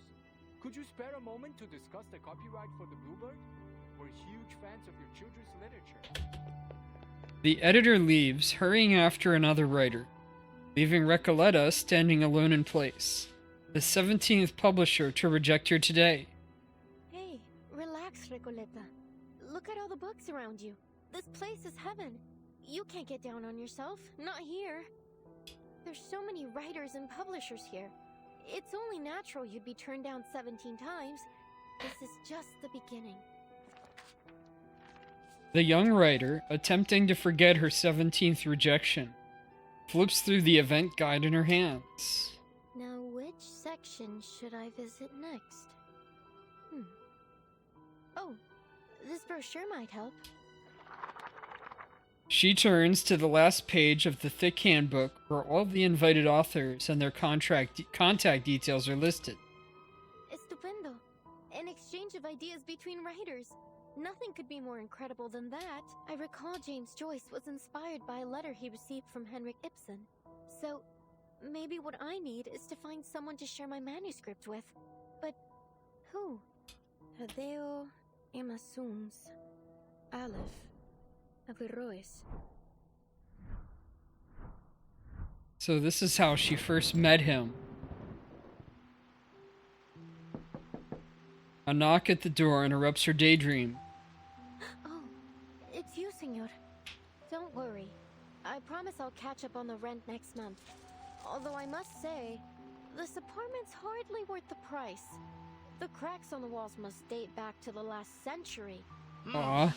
Make all the excuses you want, Ingrid.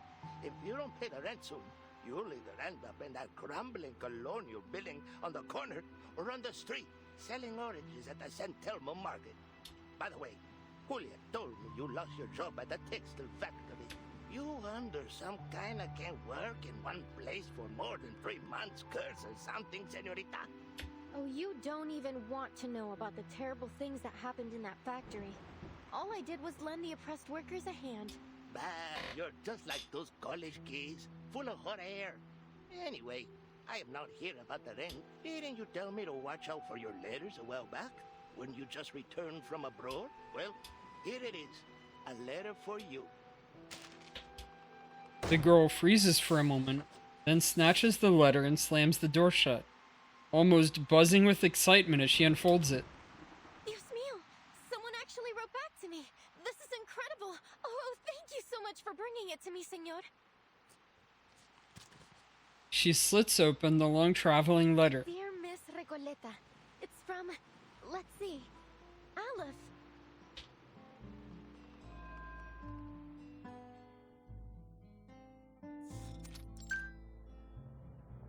Hey, I've been watching you. You're not local, are you? What are you writing?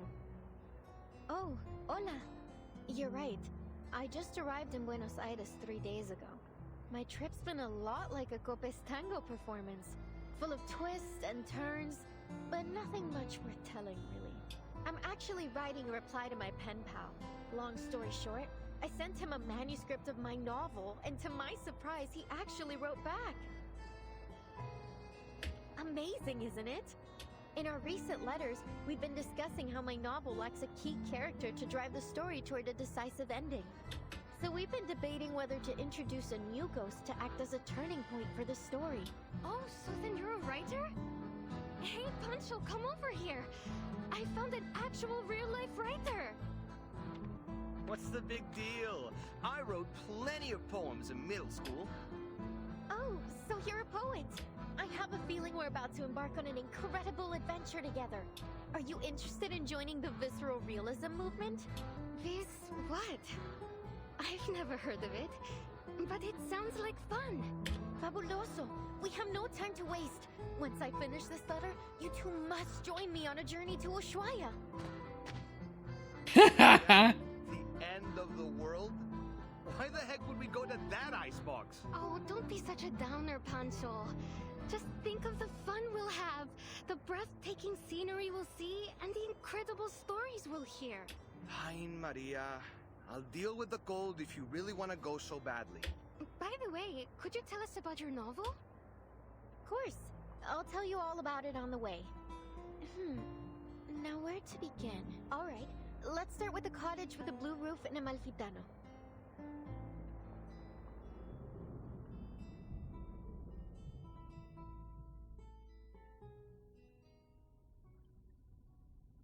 It's been 6 months since we first exchanged letters. Since then, I've been traveling. First from Chile to Mexico, then from Mexico to Argentina. And I've never stopped writing. I'm not really sure what the purpose of my novel is. I just keep writing and writing. I can't stop. What power does literature hold? What responsibilities? Perhaps only by continuing to write will I understand one day.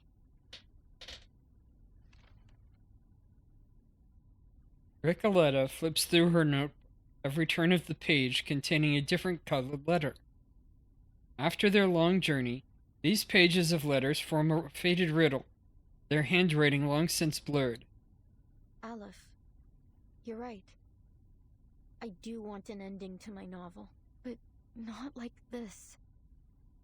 You really have no idea, do you, Recoleta? Her only reader realizes she has still not grasped what is happening, forcing him to reveal a truth he has long concealed. The rise and fall of sanity is your story. What do you mean? You are a ghost, wandering this forsaken land, still striving to create a miracle. You are a wandering poet, born in Amalfitano, the foolishly brave protagonist of the story, and the embodiment of the author herself. What? A reflection, yes. The author, no. You are simply a figment of her imagination, a manifestation of her dream to wander. What? Had you not realized it?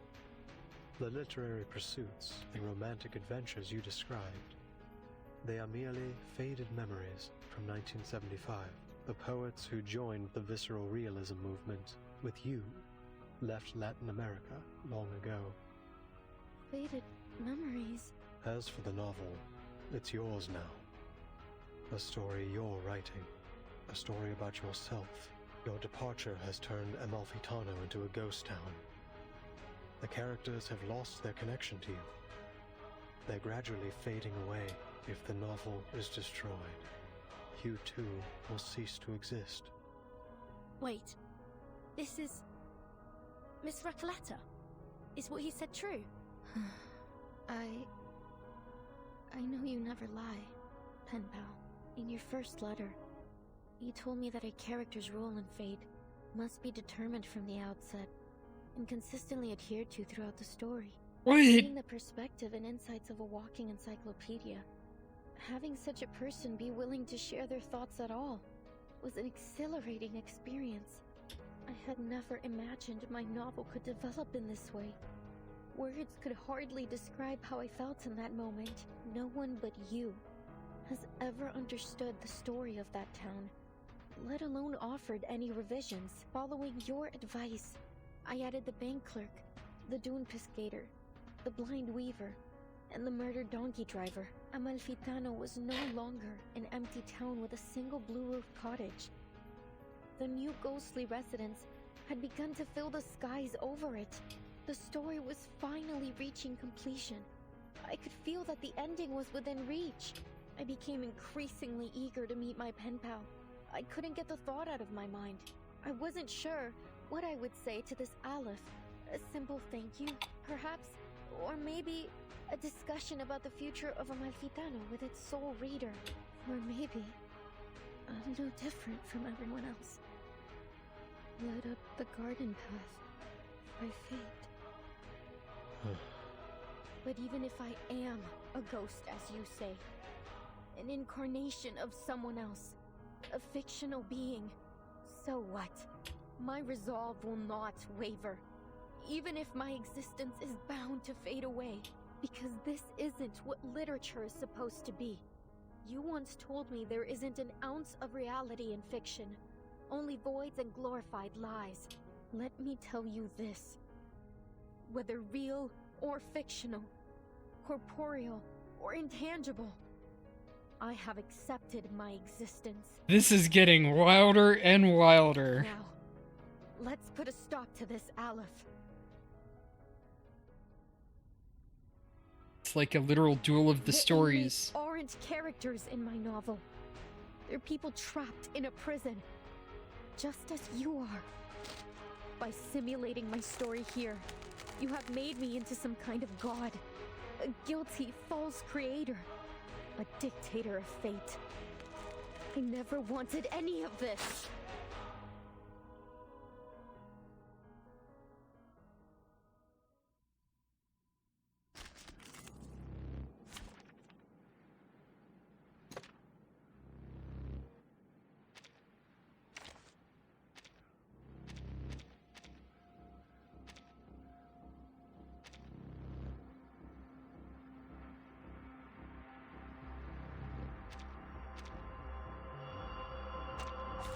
Show me what you've got.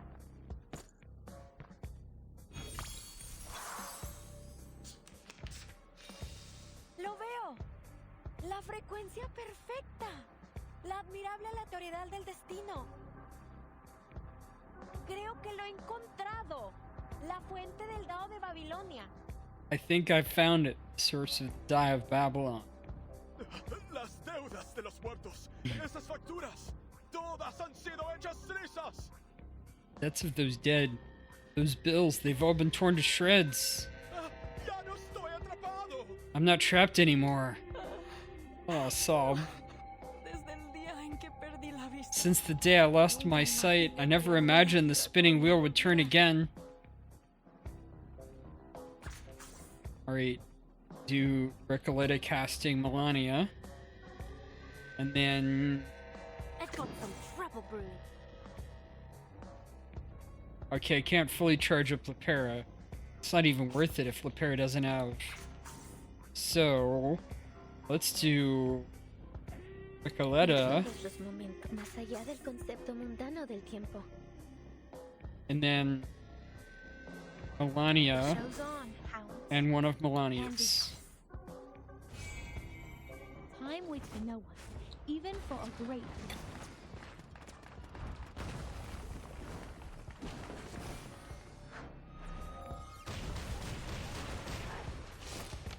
He's out. truly villainous moment. Los peleados la verdad. Time waits for no one, even for a great.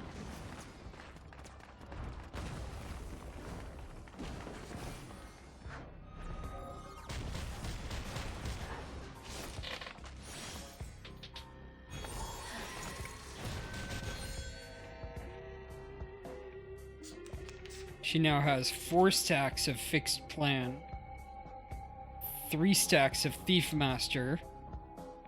So if I do this to buff our Recoleta,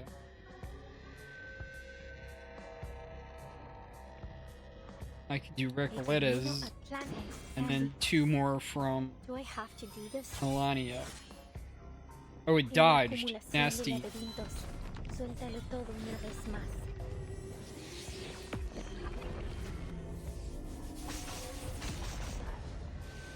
Okay, that's all I needed. That's what it's all about. Life or death battle and victory.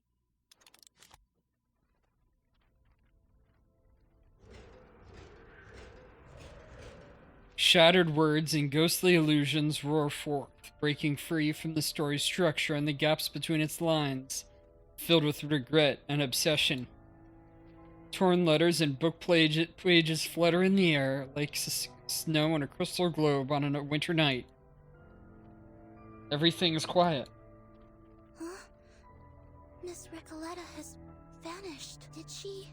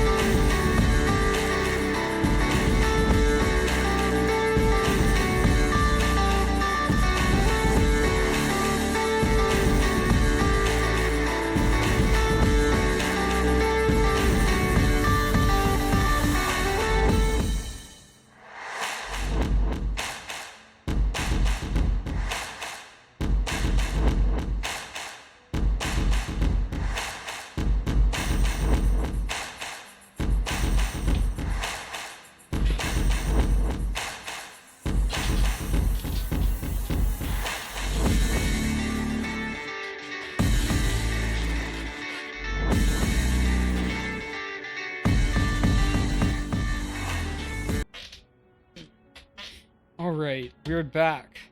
On to Ghosts of the Past.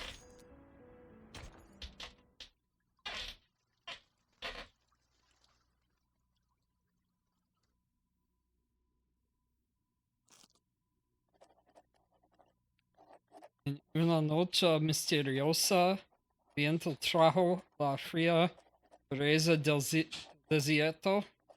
En la cabaña de techo azul, le llegó en un sueño una cárcel sin esquinas.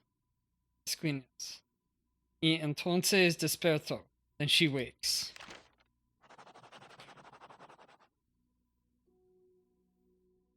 Qué sueño más extraño. What a bizarre dream. She in one of the previous revisions? El sabor de la realidad. The taste of reality, so bitter and sad. And a very different outfit, Lleno de pensamiento dialéctico. but full of dialectical thinking. El reflejante del panóptico reflejaba mis pensamientos internos. Maybe the people of the Panopticon were reflecting my inner thoughts? Oh, thank you. I did take Spanish years ago, but I haven't gotten much real pronunciation practice on it. Thank you. She looks around, surveying the cobwebbed corners where stacks of manuscripts were piled up to the ceiling over empty ink bottles collecting dust. Entonces realmente soy un personaje en la novela. Ah, so I really am a character in the novel. La misteriosa cabaña con el techo azul fue mi hogar todo el tiempo. Entonces, los rumores que los fantasmas propagaron eran realmente eso. Mysterious cottage with the blue roof was my home all alone. Then the rumors the ghosts spread were just that, rumors. The young writer steps out of her home and into the streets of the familiar yet foreign desert town. Countless nameless characters and ghosts arrive upon hearing the news, filling the roads and skies. Bienvenida de nuevo a Amalfitano, querida escritora. Welcome back to Amalfitano, dear writer. Gracias, querido ícono del capitalismo. Thank you, dear icon of capitalism. But didn't I tear this novel to pieces? A woman wearing a peculiar hat steps forward. You see, Amalfitano is a dimension beyond life and death. This town is a reflection of your inner thoughts. It's incorporeal. You can't tear something incorporeal into pieces. Literature is endless and timeless, like a river flowing across life and death. No me extraña que seas mi personaje favorito. No wonder you're my favorite character. You never cease to amaze me, to enlighten me. Fortunately, literature is a dangerous and futile call. Nobody truly understands or even remembers your work. Do you remember the saying, "The only truly dead are those who have been forgotten"? Coletta, you'll disappear for good if you leave Amalfitano again. It'll be like you never existed. Siempre he admirado tu pensamiento crítico, señor. I've always admired your critical thinking, sir. It fits your role perfectly. Rough hands grasp the writer's palm, feeling at the lines etched into her skin. Everything will be alright, Recoleta. Whatever happened, you've returned now. That's what matters. The die of Babylon will roll again, and each of us will get our endings. The crowd erupts in cheers. That's right. Solve the murder at the bar and put my soul at rest. Free the village from the madness inflicted by the ancient spirit. It's the Dune Piscator. I wonder what that means. Is that some sort of religious profession? Fix the randomness of the die of Babylon and flatten the calamitous frequency. That's the paracausality researcher that's Vertin. Roll the die one last time, Recoleta. The young writer takes a step forward.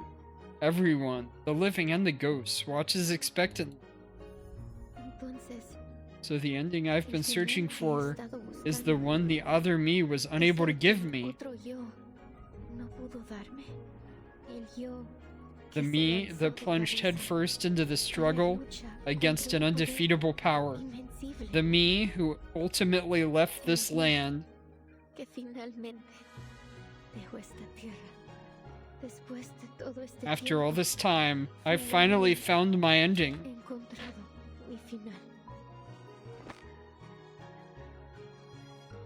She grasps the gleaming die of Babylon.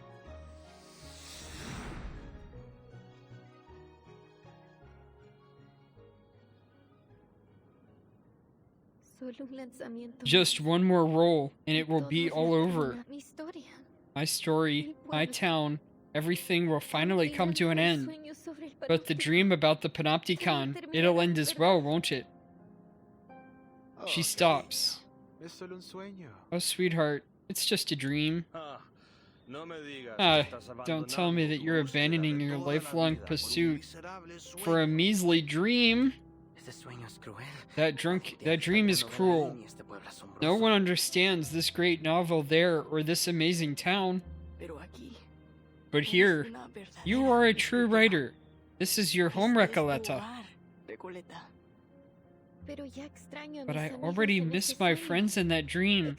It exists just like this place does. Pero nosotros también somos tus amigos. But we're your friends too, Recoleta. Podrías desaparecer si You dejas might Amalfitano. disappear forever if you leave Amalfitano. ¿De que quieres Are you irte? sure you want to leave? The young writer puts down the die in her hand. The die that signifies the end of everything vanishes into the sandy wind. ¿Sabéis cómo soy? You know what I'm like, my dear friends. He pasado mi I've vida spent my life emprendiendo embarking aventuras on tontas foolish, y nada unrewarded correctas. adventures. Así soy yo, That's ¿verdad? just who I am, isn't it? Amalfitano is indeed an ideal place. A place for wandering, for a short trip, and for losing yourself once for a while. Y tiene ustedes, And it has mis you, amigos my ficticios. fictional friends who I love so Quiero dearly. todo, pero debo regresar But I a mi must sueño. return to my dream and see my friends there. They're just as Ellos son important to igual de me. importantes para mí. As they hear her words, the ghosts of the town smile with relief. Sí, tienes razón, Yes, Recoleta. you're right, Recoleta. No se puede negar que There's es no un alma denying noble that y you're a apasionada. noble and passionate Cada soul. uno de nosotros lo sabe. Every one of us knows it. También eres nuestra querida amiga. You're our dear friend too. Why would we stop you from doing what you truly want? Everyone makes way for her, a path into a boundless void unfolds. Deseamos lo mejor, Wish you the very best, Recoleta. Buenas noches, querida. Good night, my dear. Sueño sea dulce May your esta dream vez. be a sweet one this time. Gracias a todos, mis amigos. Thank you, Nunca all los my olvidaré. friends. I'll never forget you. The girl wipes the tears from her eyes and steps into the looming darkness. I've read your work, Señorita Recoleta. To be frank, it lacks both depth and breadth. This town of yours is still far from reflecting the complexity of society, and the narrative lacks a discerning perspective. It still needs some work if you want it to truly resonate with our audience. Just go for it, Señorita. You're at a perfect age to explore, experience, and learn. Time wheels, and at last the girl feels her existence again within the void. She reclaims her voice. What's happening to me? 1,000 or perhaps countless faces emerge before her again. Of course. The rise and fall of sanity is my story. So, even though the novel's been destroyed, the story, and myself along with it, lives on in the minds of those who read it. Thank you for your feedback, editor. Even here in this great expanse of darkness, I can still hear your words. You have my gratitude. Thank you for reading my novel, even if you didn't understand it, and likely never will. Maybe no one ever will. She navigates a labyrinth of words and an endless expanse of mirrored waters, the darkness surging toward her like a rush of waves on a dark night, making her presence feel heavier. Honestly, I find your story totally fascinating, but I'm still struggling to understand the connections between all these nameless characters. Couldn't you make it clearer?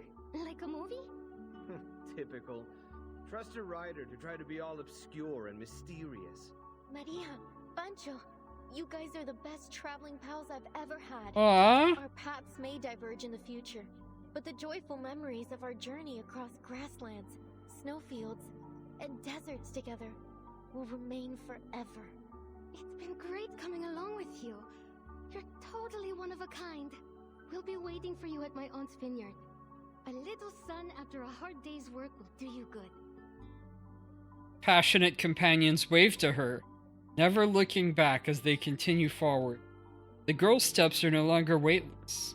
With every step she takes, they feel heavier and more real.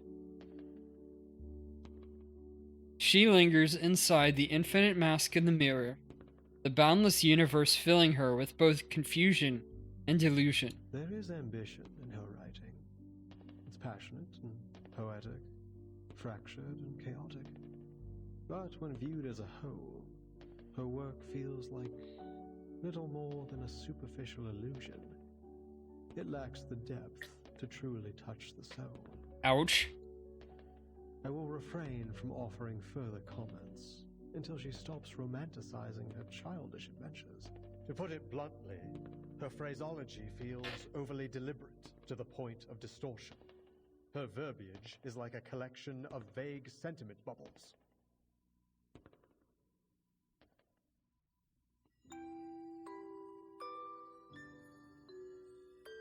I see, Aleph. Then this is how you really feel about my novel? 1,000 readers will interpret a story 1,000 different ways. Some believe the text itself is dead, and it is the reader who gives it life. The truth cannot be fully conveyed through words alone. That said, I think The Rise and Fall of Sanity is a good story. Her heart skips a beat. Within this paradise that harbors the boundless histories and mysteries of humanity, So the Eternal Paradise is a library of sorts, just like I always imagined. Or is this just another reflection of my inner thoughts? I like it here. It's nice being surrounded by literature. But it's time to go back to reality. back to be the fictional person in reality. To manifest yourself inside this weird fictional realm.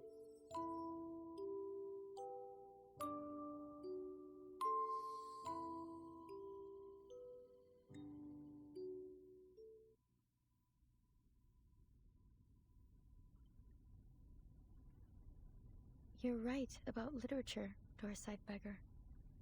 It is a dangerous and futile calling, but I still believe in it. The investigators from the Foundation breathe a sigh of relief together. Recoletta's reappearance is as sudden as her disappearance. Sonetto hasn't even had time to wipe the tears from the corner of her eyes. Recoletta, you're back. I'm so glad to see you're safe. And I'm so glad to see you two worried sick about me. Thanks, mis mejores amigas Sonetto y Verton. Thanks, my best friends Sonetto and Verton.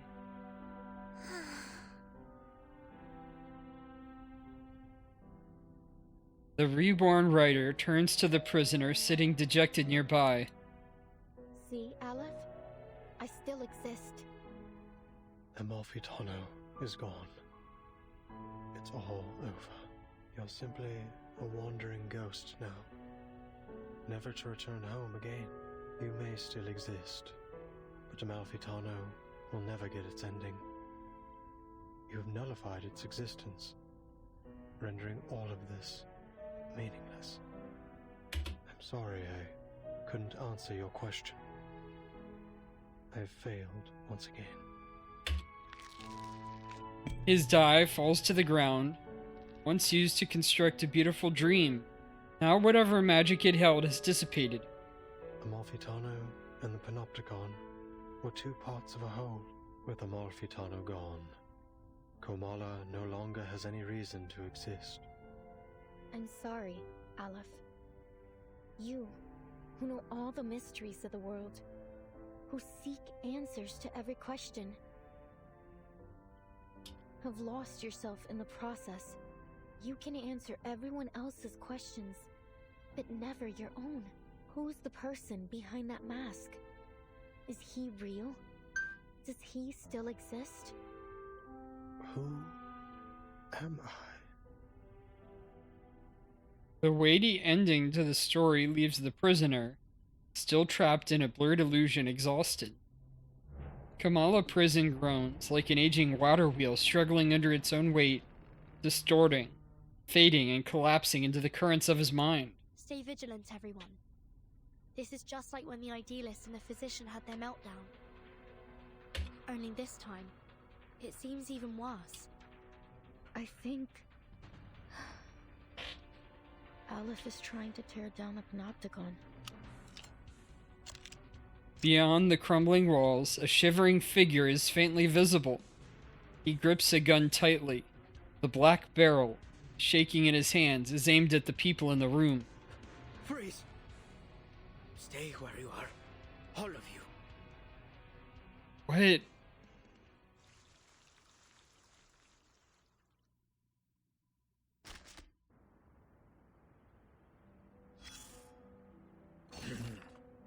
Take a deep breath, soldier.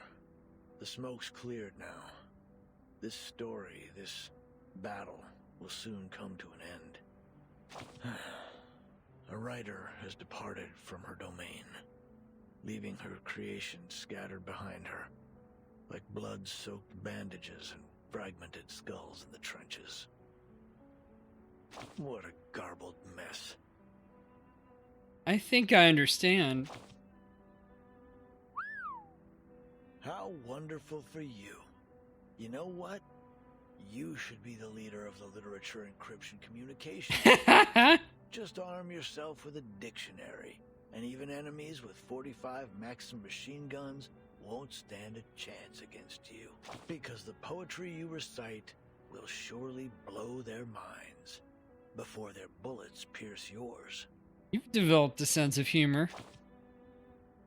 Well, it's all thanks to a certain writer, the embodiment of the wandering poet and traveler from Santiago to Buenos Aires. She impressed me with her precious experience as a cafe dishwasher and campground caretaker. What really rekindled my sense of humor was her seriousness about her literary pursuits. You'd understand what I mean if you'd ever heard a cheesy joke at a comrade's graveside.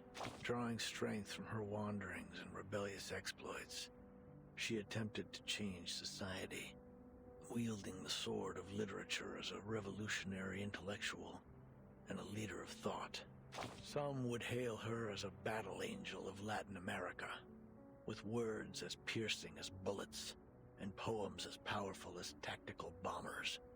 I doubt literature has such a profound impact. Many share your doubt, myself included. Here, come closer. Let me tell you a secret. Many, if not all people, foolishly think it's the executioner who drops the guillotine blade, the powder that fires the bullet. While they're half right, they're substantially inaccurate. Craters on the battlefield aren't the result of bombs, but a clashing of ideologies. A trigger pulled long before the powder ever ignited in the barrel. As for literature, well, it's probably best not to buy too much into the Latin American boom. Forget about the status report from earlier. That said, at least there's one thing that's certain. Books can bite back, and they'll leave scars.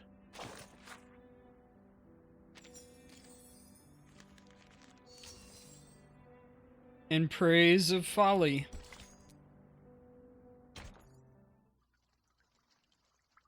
Part 18.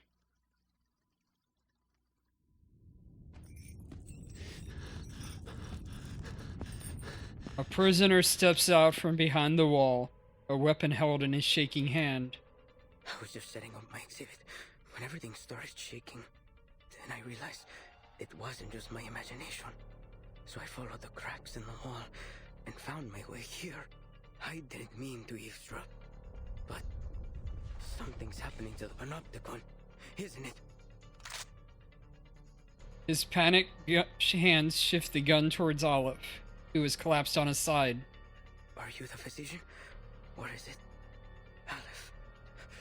Whoever you are, please, please restore the Panopticon to the way it was.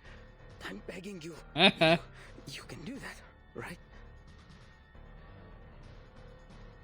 The mind that once created infinity now watches as it folds back into nothing before him. Why aren't you doing anything, damn it? Why is this happening? Oh, the die. If you won't help me, then I'll do it myself.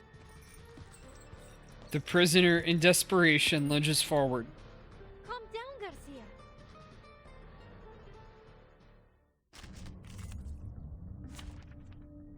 Room of Desire.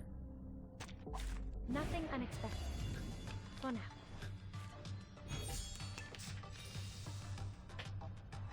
Only 3 moves this time. So... Oh. 4 if I start off with that. That makes sense. Charge. Aim, the show's And on. release. Time waits for no one, even for a great.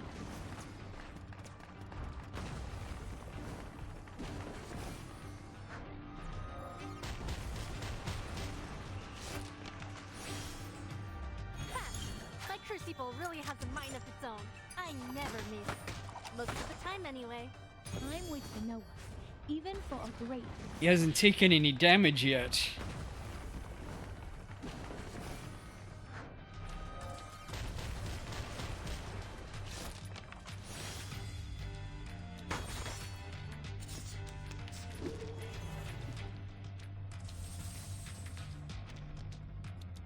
Rational Awakening. Okay, he just got insanely buffed. Get ready. This is going to be a crowd pleaser. Plasma, handy. Wait for the pop.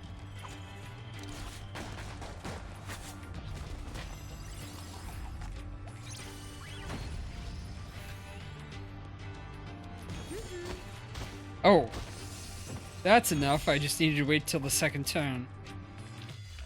That's what it's all about. Life or death battle and victory.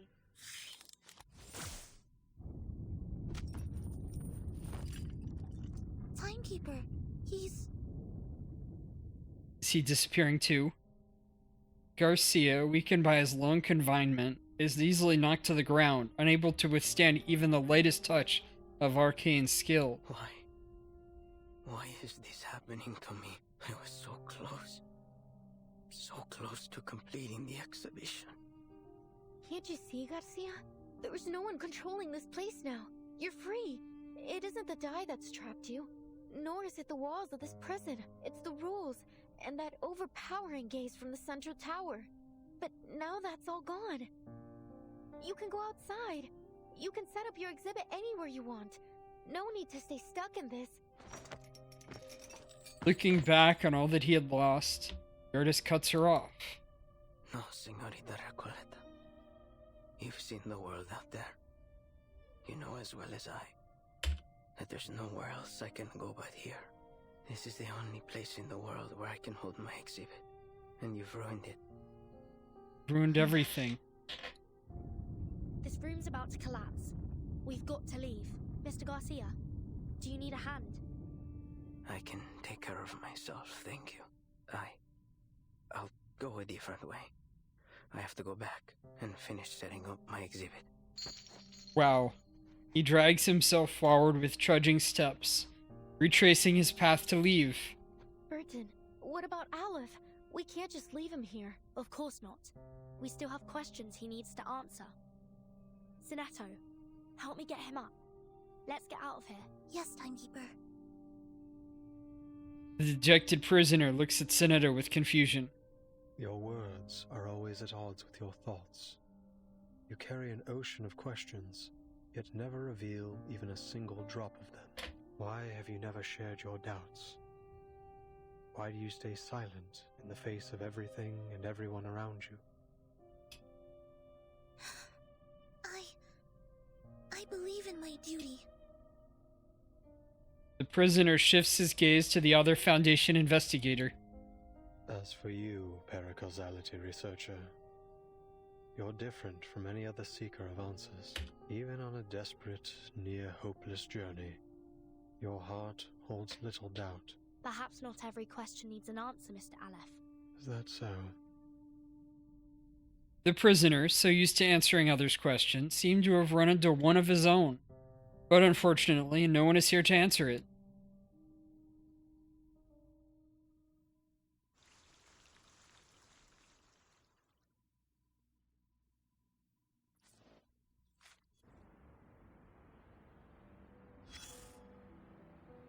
Look. It's sinking. Corpses float on the planks, and the fleeing prisoners are swimming toward the shore. Time to abandon ship. What ship? One that was exiled to a desolate corner of the ocean by the resplendent civilized world. It's both a prison and a sanitarium. Are any of your friends aboard? If so, you might find the following report a little offensive. Dregs of society. Human scum. These are the terms used to describe its eccentric passengers. To be fair, they do lack discipline and independence. But that may well be a response to the heavy pain they've endured. Some theorists suggest that they're innocent victims, trapped in the confines between rationality and irrationality, defined and redefined by historians as they please. But let's ditch the theories and simplify things. The moment the shackle called madness was fastened around their necks, whether they were truly mentally ill or not, their lives were forever scarred. And now, the mad passengers are storming the shore. A favorable outcome? I suppose it is. You can see the joy in their faces, even in the footprints they leave behind as they hop across the beach. Yes, freedom is favorable indeed. The freedom to squander our lives, to trample on the dignity of others, the freedom to embrace absurdity and meaninglessness. Let's dig deeper. Scavenge through the messy battlefield for dog tags. Were these people born mad? After watching the inhabitants of this earth tear each other apart in one war after another, I've concluded this. Only knowledge drives people to madness. Ignorance does not. Madness is a side effect of the sedative that is knowledge. As long as those on land continue to consume it, this ship will never be short on recruits. This is a war between madness and civilization. Both sides have leveled accusations, spilled blood, and pummeled each other. And soon, everyone will have leapt into the trenches and been beaten to a bloody pulp. Only a few can escape this fate. Like who? Check your 6, the one leaning against the sunken ship, showing no signs of struggle or sorrow. Garcia. The seawater has flooded his windpipe and reddened his eyes. Yet there he is, staring blankly at the shore. He's in his home base.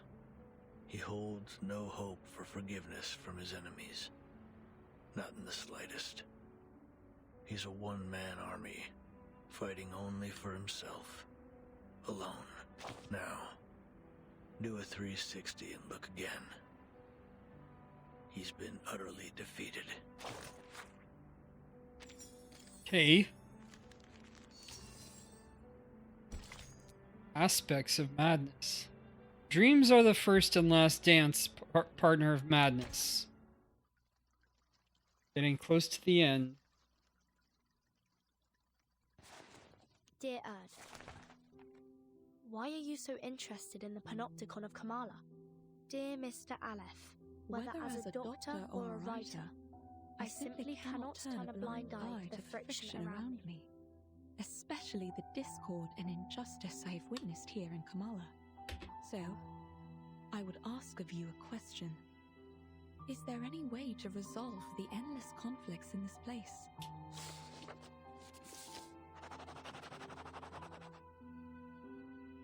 To put an end to this, a true ending is required.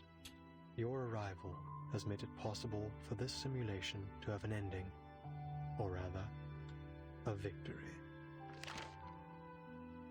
What do you mean by victory?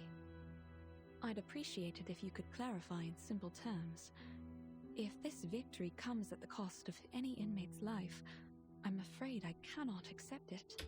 I also have another question for you.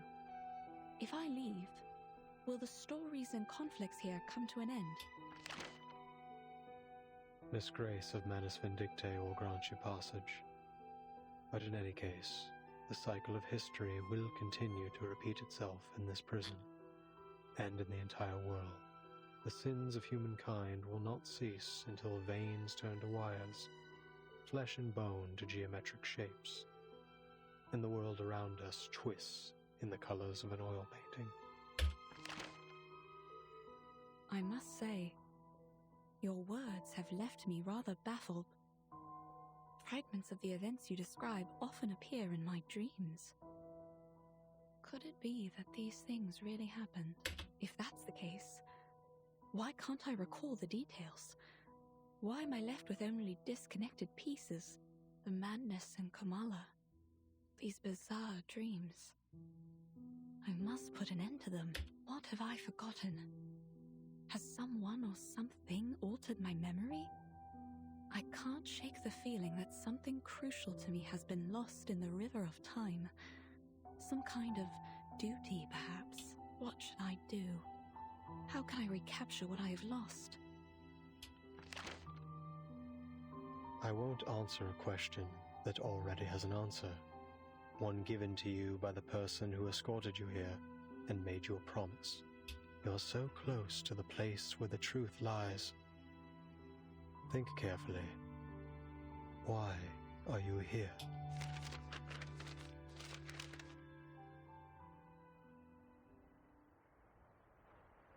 These letters we found have answered a great deal.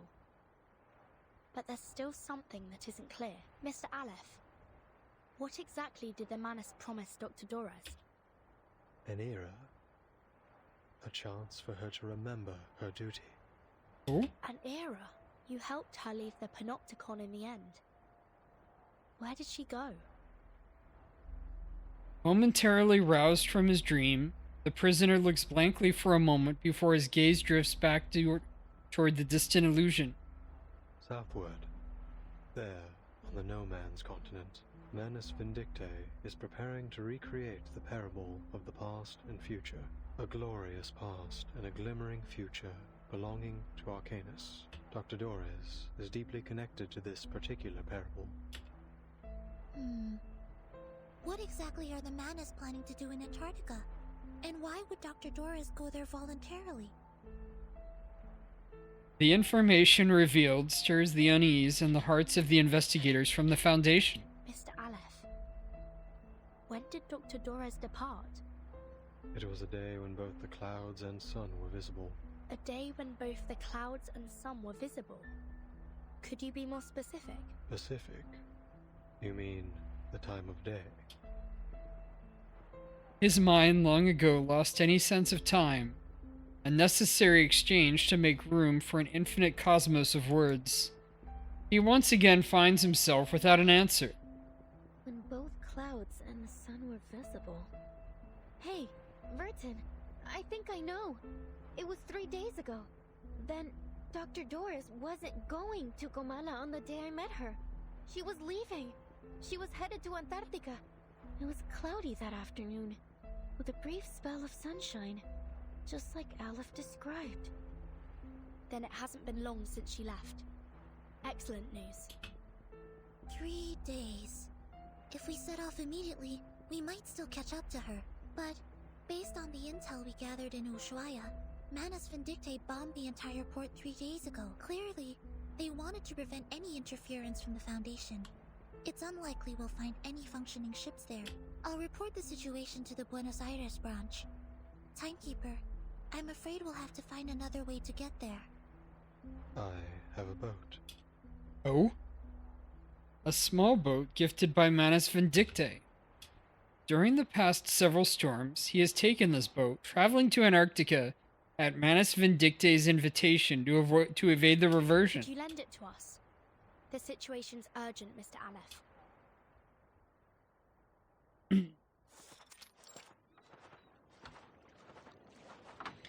Beneath the decrepit lighthouse, a battered little boat bobs in sync with the waves.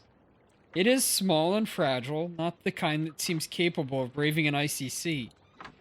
This boat will automatically take you to McMurdo Port, the landing point Manus Vindicte established by the shores of the Ross Sea. Sonetto eyes the boat with skepticism, rightfully distrusting this advisor of Manus Vindicte. This looks like Manus technology.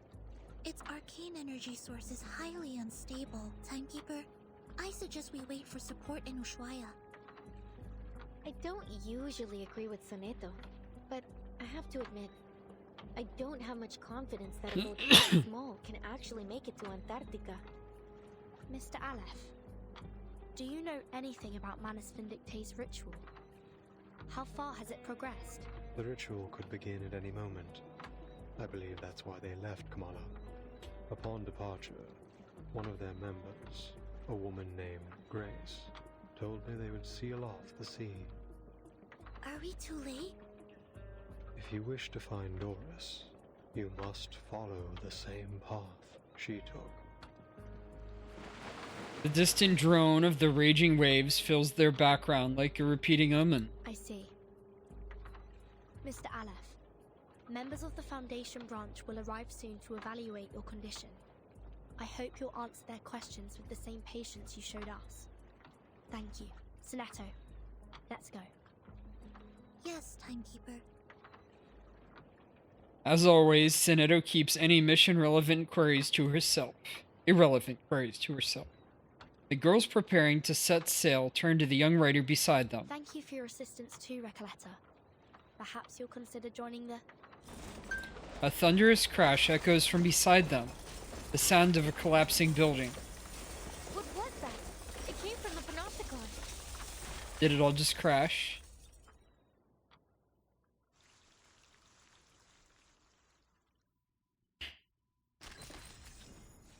In the place of my ashes. Chapter 20.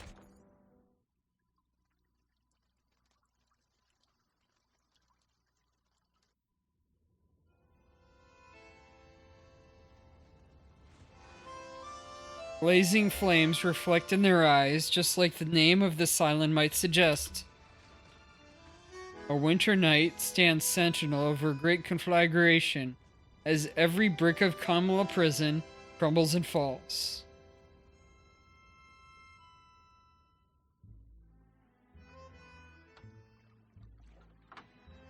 With Aleph's control gone, Kamala is collapsing. The inmates aren't even real criminals, are they? And they're still in there with no clue that they're no longer being watched from the central tower. We have to go tell them. We have to get them to safety. Yes, we should help them get out. At least until support arrives. But the Manus ritual... The battered boat sways within their sight. Don't worry. I'll go alone. Huh? You should hurry. When this is all over, I'll write to you, my dear friend. During this journey together, our teamwork has been impeccable. So, you can trust me to do this. I'm not doing it just to help you or the organization you represent. I'm doing it because the inmates are my friends. Okay, I trust you. Take care of yourself, Recoleta.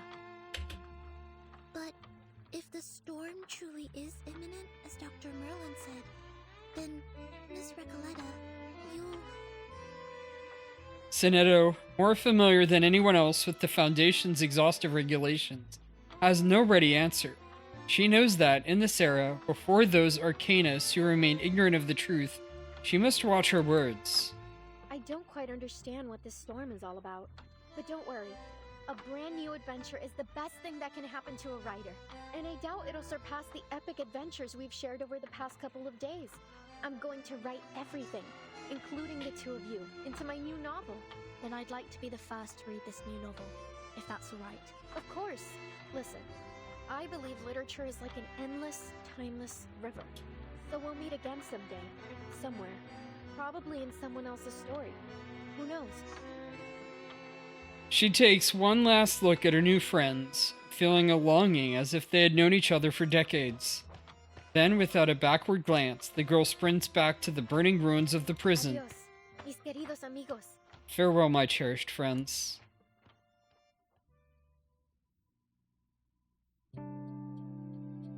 And we've got a little animated movie.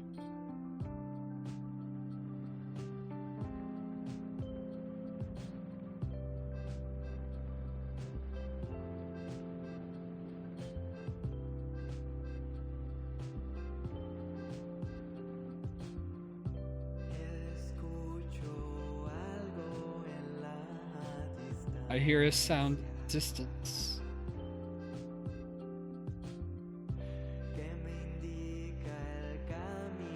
Guiding me onto a land of existence.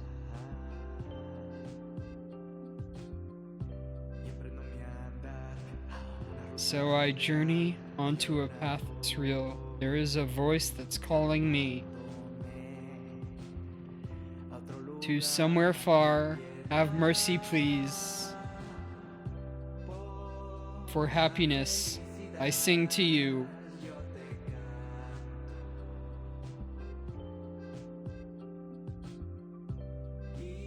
And for freedom, I sing to you.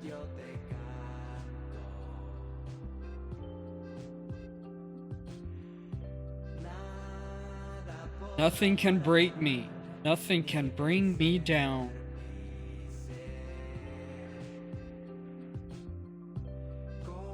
Like a child, I leap around.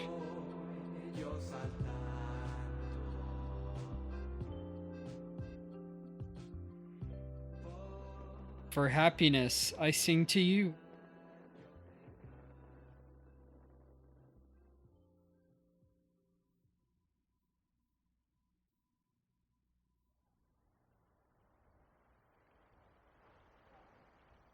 All the visitors depart, one after another. Amid the distant echo of singing, the creator of this prison stares into the fire as it burns. The moment holds for a time until a breathless jaguar appears at the dock's edge, staring at the human before her with uncertainty. Dr. Merlin, you're Dr. Merlin, right? I finally found you. What on earth happened in the central tower? Right after I left, the whole Panopticon started collapsing. The tower's in ruin. I've been looking for you everywhere. Please, sir, come with me. It isn't safe. That won't be necessary. The snow is still falling. Yet everything in the labyrinth has already gone up in flames. Fortune, fate, karma. They're nothing but a ridiculous joke. It's over, Jaguar. You have lost your memories, your identity, your name, and now your title. You are no longer a jailer trapped in the Panopticon. I don't get it, Dr. Merlin. What are you talking about? The jailer takes a step back, her predator instinct sensing the danger in the words to come. The damage may not be physical, but it threatens to shatter what little faith she has held on to, and the life she has always known. I'm going back to Kamala. Order must be maintained. The prisoners mustn't be allowed to escape. Please take care, Dr. Merlin.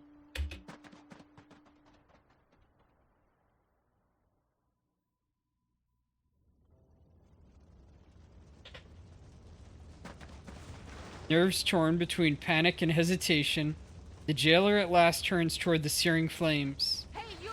Don't run off like that. It's dangerous. No one heeds her cries. One prisoner after another flees in terror, escaping the crumbling labyrinth. in deserts, in stars, in labyrinths. We dream on Earth's straw pillow, Death's straw pillow. The jailer drifts through the raging scene, unable to steer a sensible course. At last, she pins down a frail and powerless prisoner beneath her weight. Stop! Get off me! Let me go! Are you blind? The panopticon is falling apart! It's you, Roberta. The jailer recognizes the prisoner under her grip. Roberta, a kind and quiet prisoner, always well behaved, now panicked and desperate to escape. They are all bad! I knew it! They've been insane from the start! The whole place is burning to the ground and they still want to leave! They're still talking and talking about things that no one cares about! I can't help them! I never understood what they were talking about! The rhythms, the factions, the ideologies, yes, the people were nice. The idealists too, but I've had enough of this business. I've had enough of the panopticon.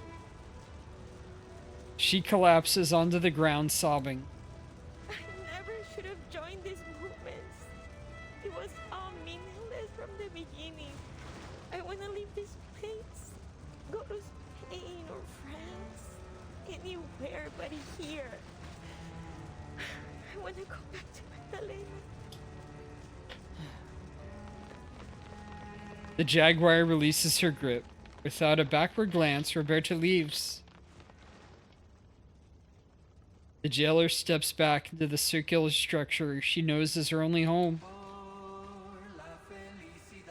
For happiness, I sing to you. And for freedom, I sing to you.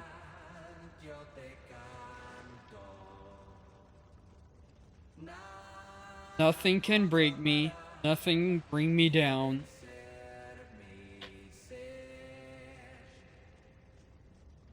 Under the night sky, she sees Kamala Prison glowing like a brilliant bonfire.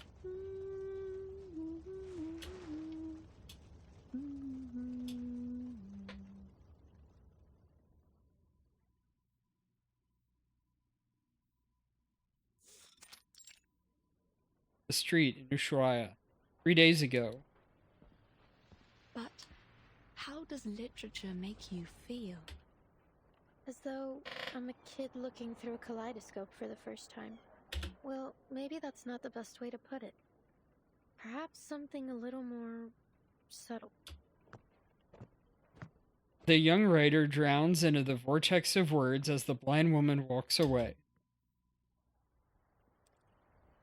She silently walks toward the Kamala prison, arriving at the dock hidden between cliffs and reefs.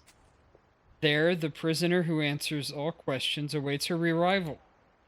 A ship, sailing to an unfamiliar land, a parable of the past and future, an era that once existed and is yet to come. Is this the answer you've provided, Mr. Aleph?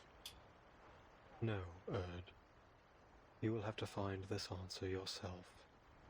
No one can help you with this. No one. I see.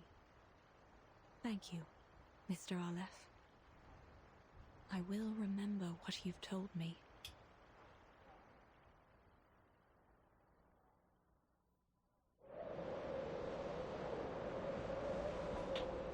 Come on, put on a proper coat, you two.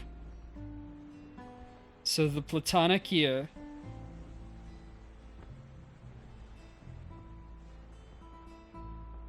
rolls out new right and wrong.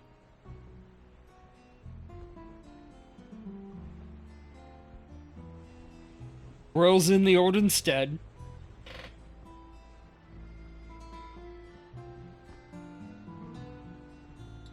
All men are dancers, and their tread.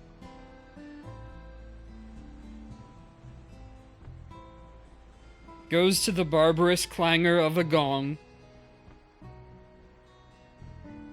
W.B. Yeats, 1919. And they have a picture of Doris there in the back, Dr. Doris. The end. Alright. That was got another secret meeting. In 1991, information moved at lightning speed thanks to technological advancement. Let's eavesdrop. Why are you here? Santos, from the Brazil story. Suffer. The Admiral sent me to deliver the latest updates. Xeno's soldier, one of the rebels, I guess. Ha, I think Igor has misunderstood something. Just because we're both here doesn't mean the Apostles' Brotherhood and Xeno are obliged to work together.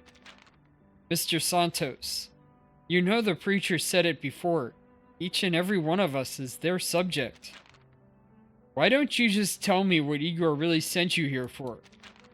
Xeno's intelligence officers intercepted a message from the Foundation's Buenos Aires branch. How typical of Xenos to do something like that. The message states that the fleet from the Foundation, including a battleship and a destroyer, has departed from the north and is heading south. So you're telling me those gray and white checkers are actually sending a fleet? The General wants you to speed up the transport of personnel and supplies, and to weaken the manpower of the Foundation's Buenos Aires branch as much as possible. Let me make this perfectly clear. I do not answer to him. But for the preacher, and for them, I will fulfill my duty. Tell your Admiral that he doesn't need to worry about anything else. We'll prepare a proper welcome for the Foundation's feeble little fleet. Understood.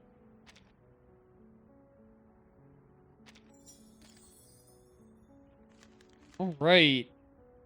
We are at the end of the Folie de Déraison storyline. Very strange. Very wild. I love it. And let's now look at raid opportunities as we end stream.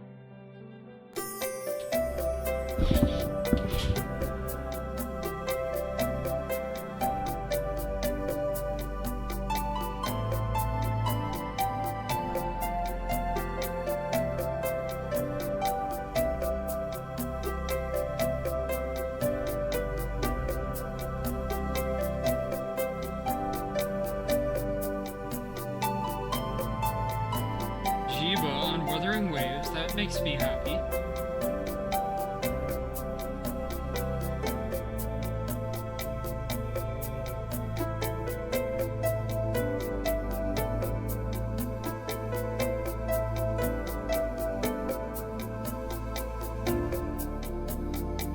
Well, let's raid her.